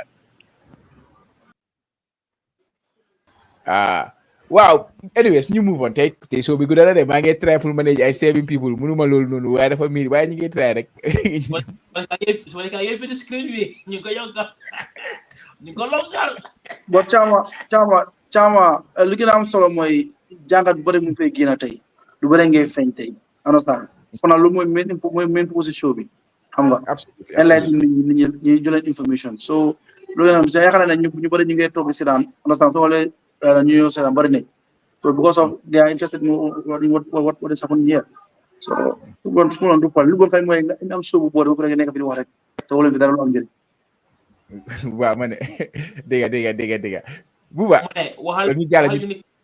waxal ñu groupe ak yeneen solution dama gaay man tam ñu jox ma may at mbaxana may sol yow it gaay dama solal mbaxana JP ma nag yow it nekkal na digé nag cee waaw ma digé duma la faale de wa dégg well anyways ñu move on to the stadium man foofu la sama opinion si yëpp nekk to be honest si stadium bi man personally man xam nga I know a little bit about like you guys all say condemn the situation with Birkama absolutely yow da nga mujjee dañal yow soo amee lu bari man lu ndaw rek la amee man 1 minute la am si stadium bi waaw kay jiitul foofu jiitul si stadium man ma mujjee daaneel man naa daaneel waaw baax na go ahead no problem ni ko ba dama waxee rek soo waxee suma affaire da nga wax ndeysaanam yaa understand soo waxee suma affaire because ñaari similarités moo am bés boobu ci nga bésu ministre bi génne statement kañ la koy génne Thursday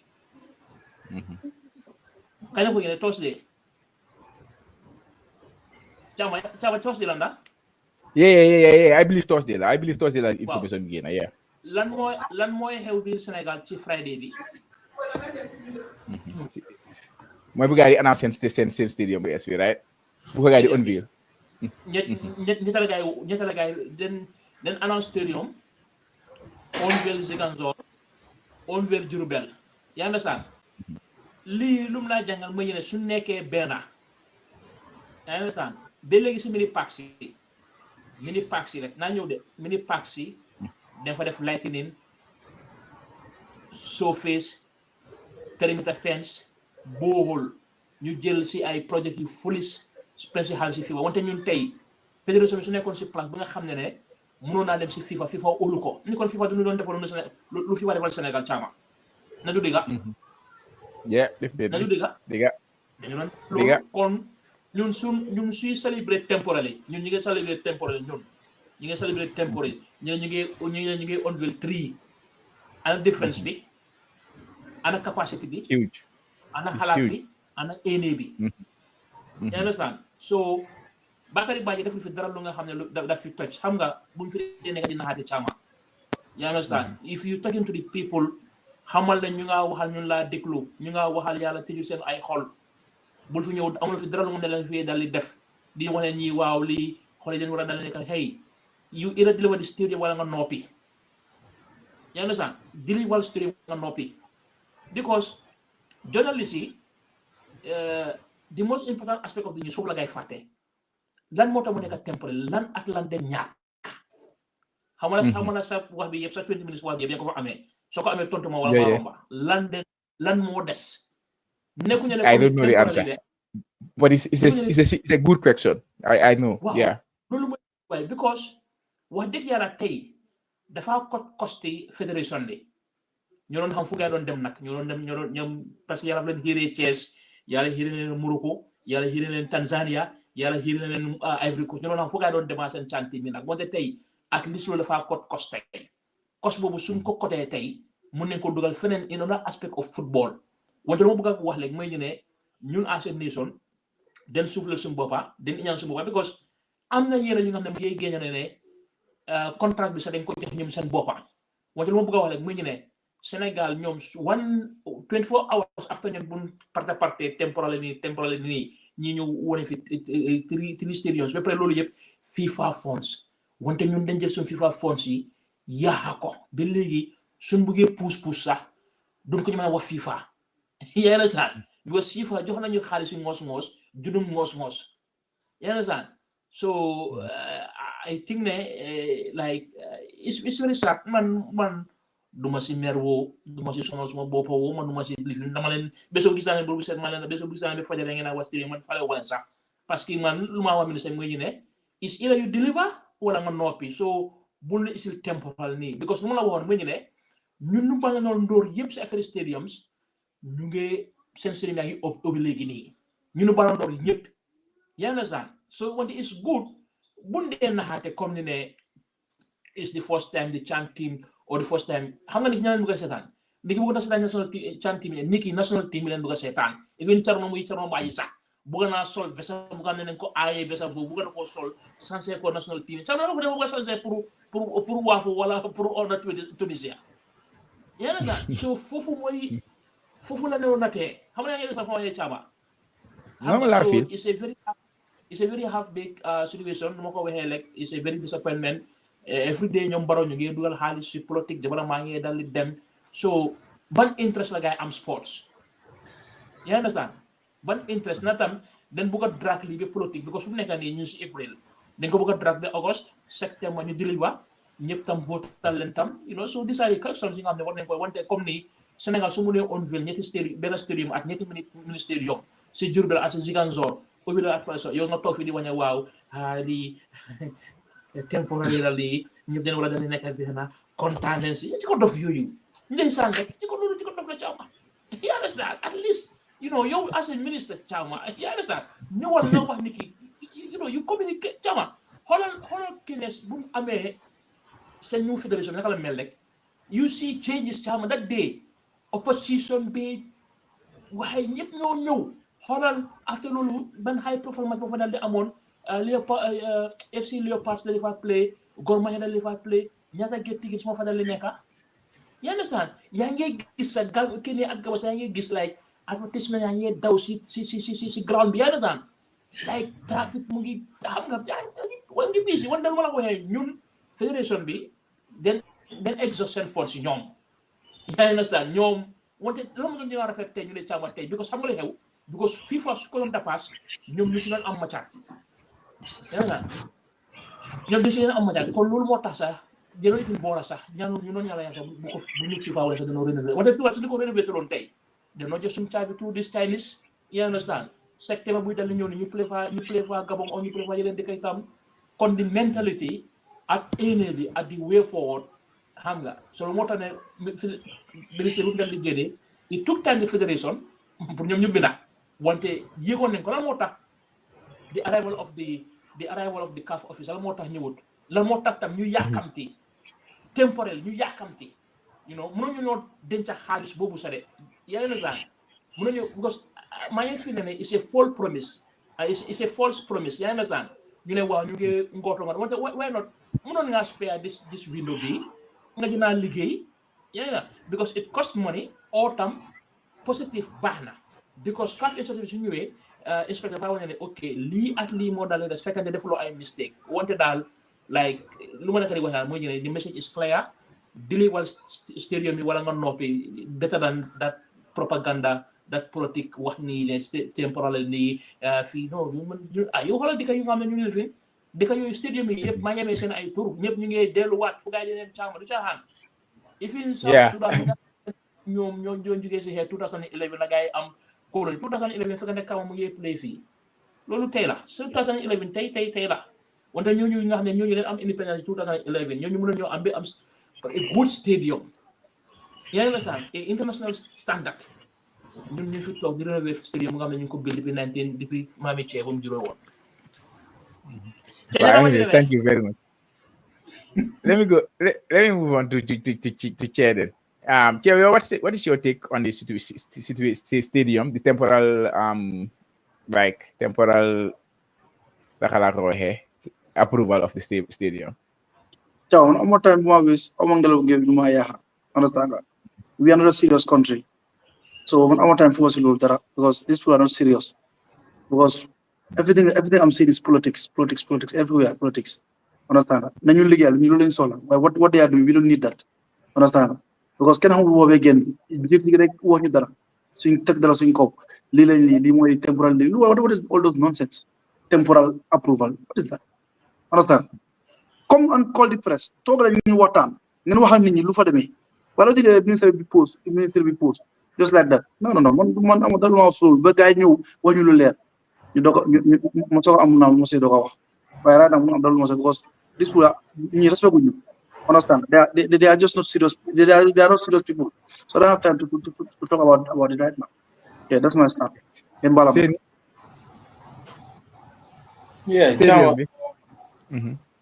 Yeah, I think this is a delicate matter, honestly, because I mean, Gambia as a country, we have a lot to, when it comes to sports, So honestly, temporal,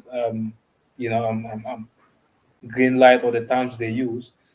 I mean, when I believe we should complete the job first, but then you go on a temporal approval sort of, So, the stadium has taken too long. I just hope didn't go deliver because not having our home games it has really contributed to why we're missing these competitions. So honestly, I believe this is an opportunity for us to learn and know that the country has to be at heart, because at the end of the day, the never about key about Kenan. This is about the Gambia. So honestly, speaking, we have to do things like we have to put the interest of the country first.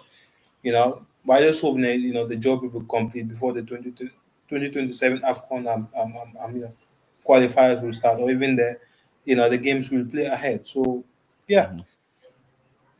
Yeah, then I can come in and share my thoughts on it. I think I did because I've been following the situation since we Sawaji lang to mong deme felinele because of my air lang to mong deme kopita with Peter Gomez that my air on that my give a wake up call that in a way. Yeah, because Bumbo affair like who constructed the stadium, which was the Chinese.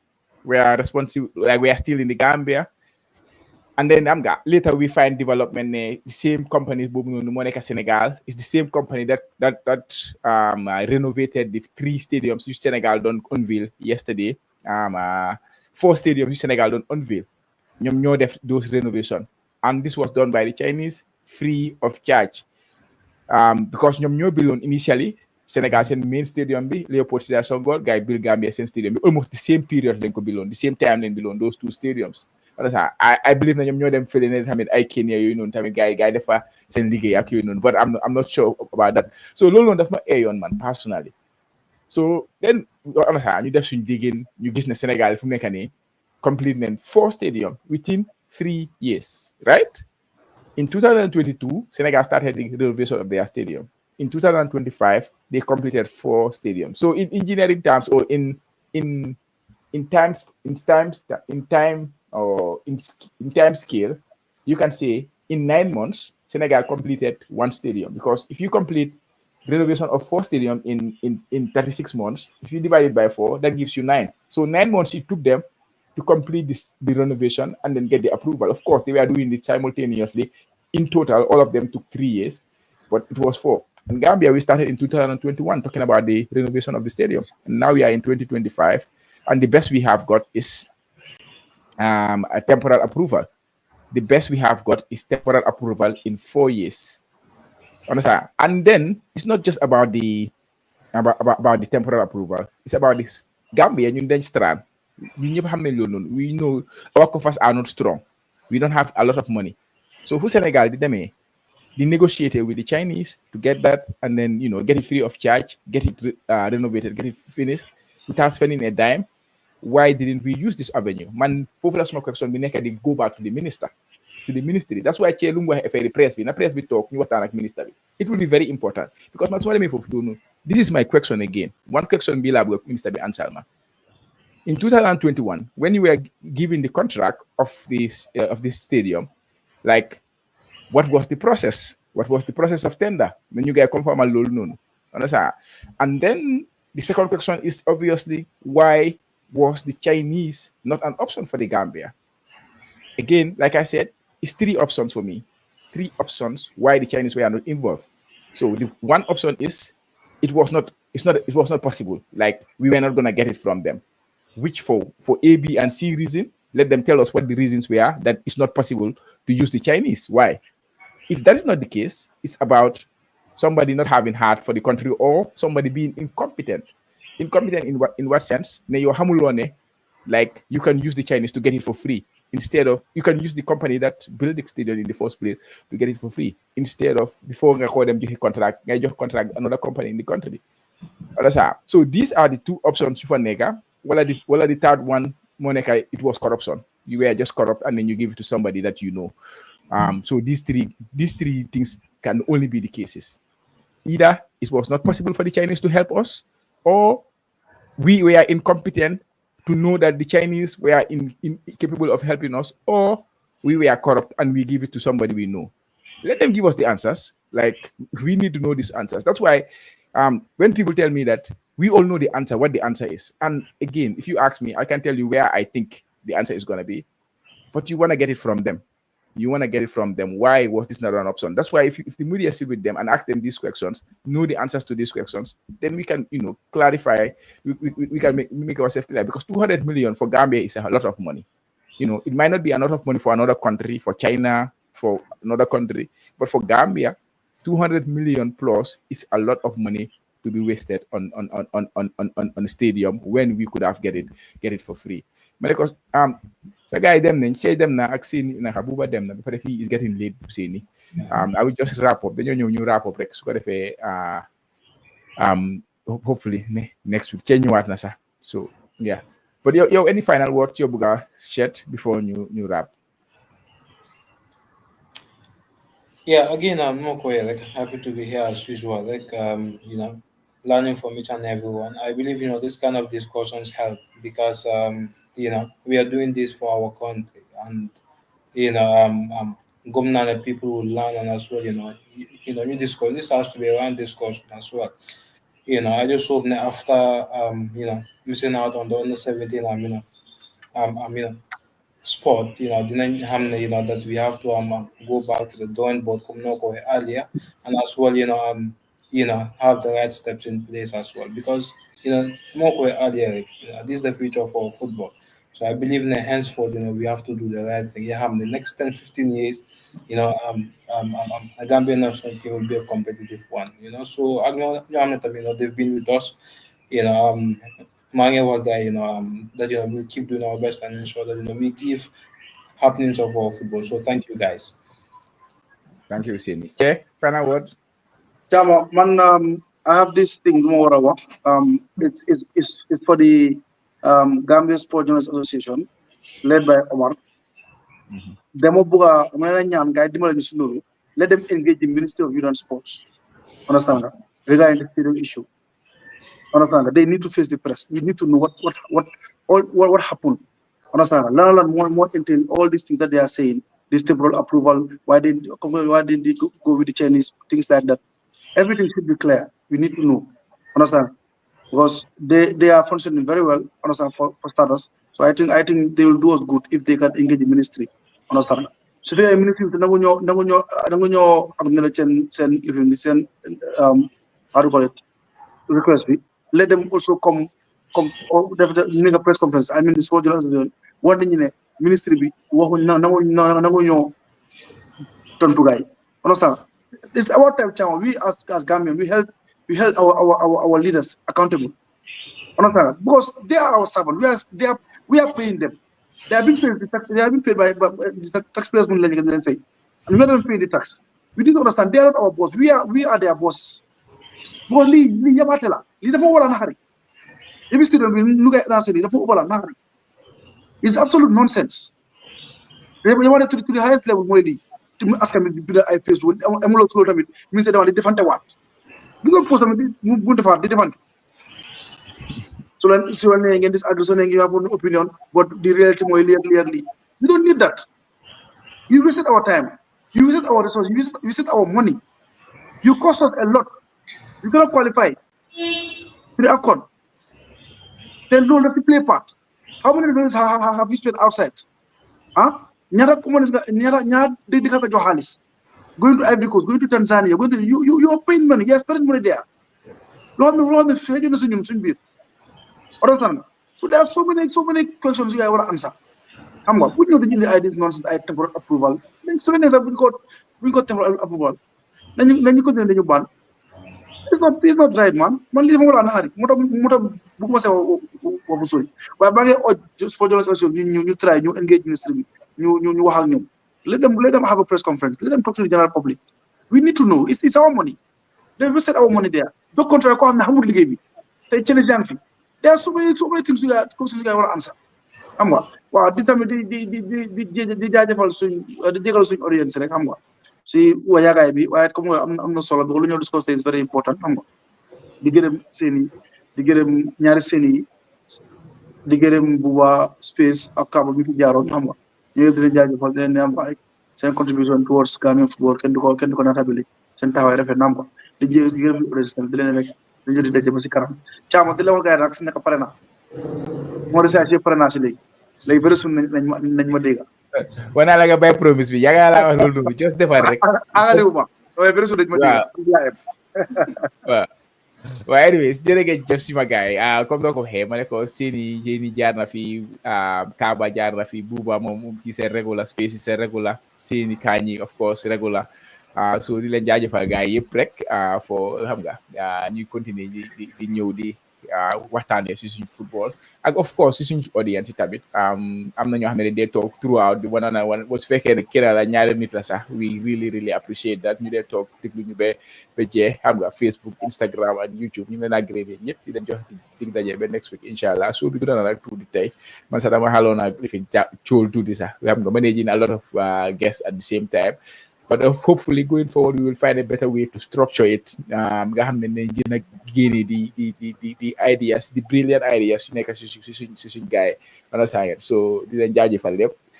Unfortunately mënuñoo laal si ligue bi space dafa xam naa fa war a xëy na fa seeni game wala dara ko xam ne moom du dee toog so loolu la waaye inshallah dinañ ñëwaat waxtaan more about Gambian football inshallah seeni cee yéen bi ma bàyyi leen ba next week inshallah di jërë ngeen jëf waay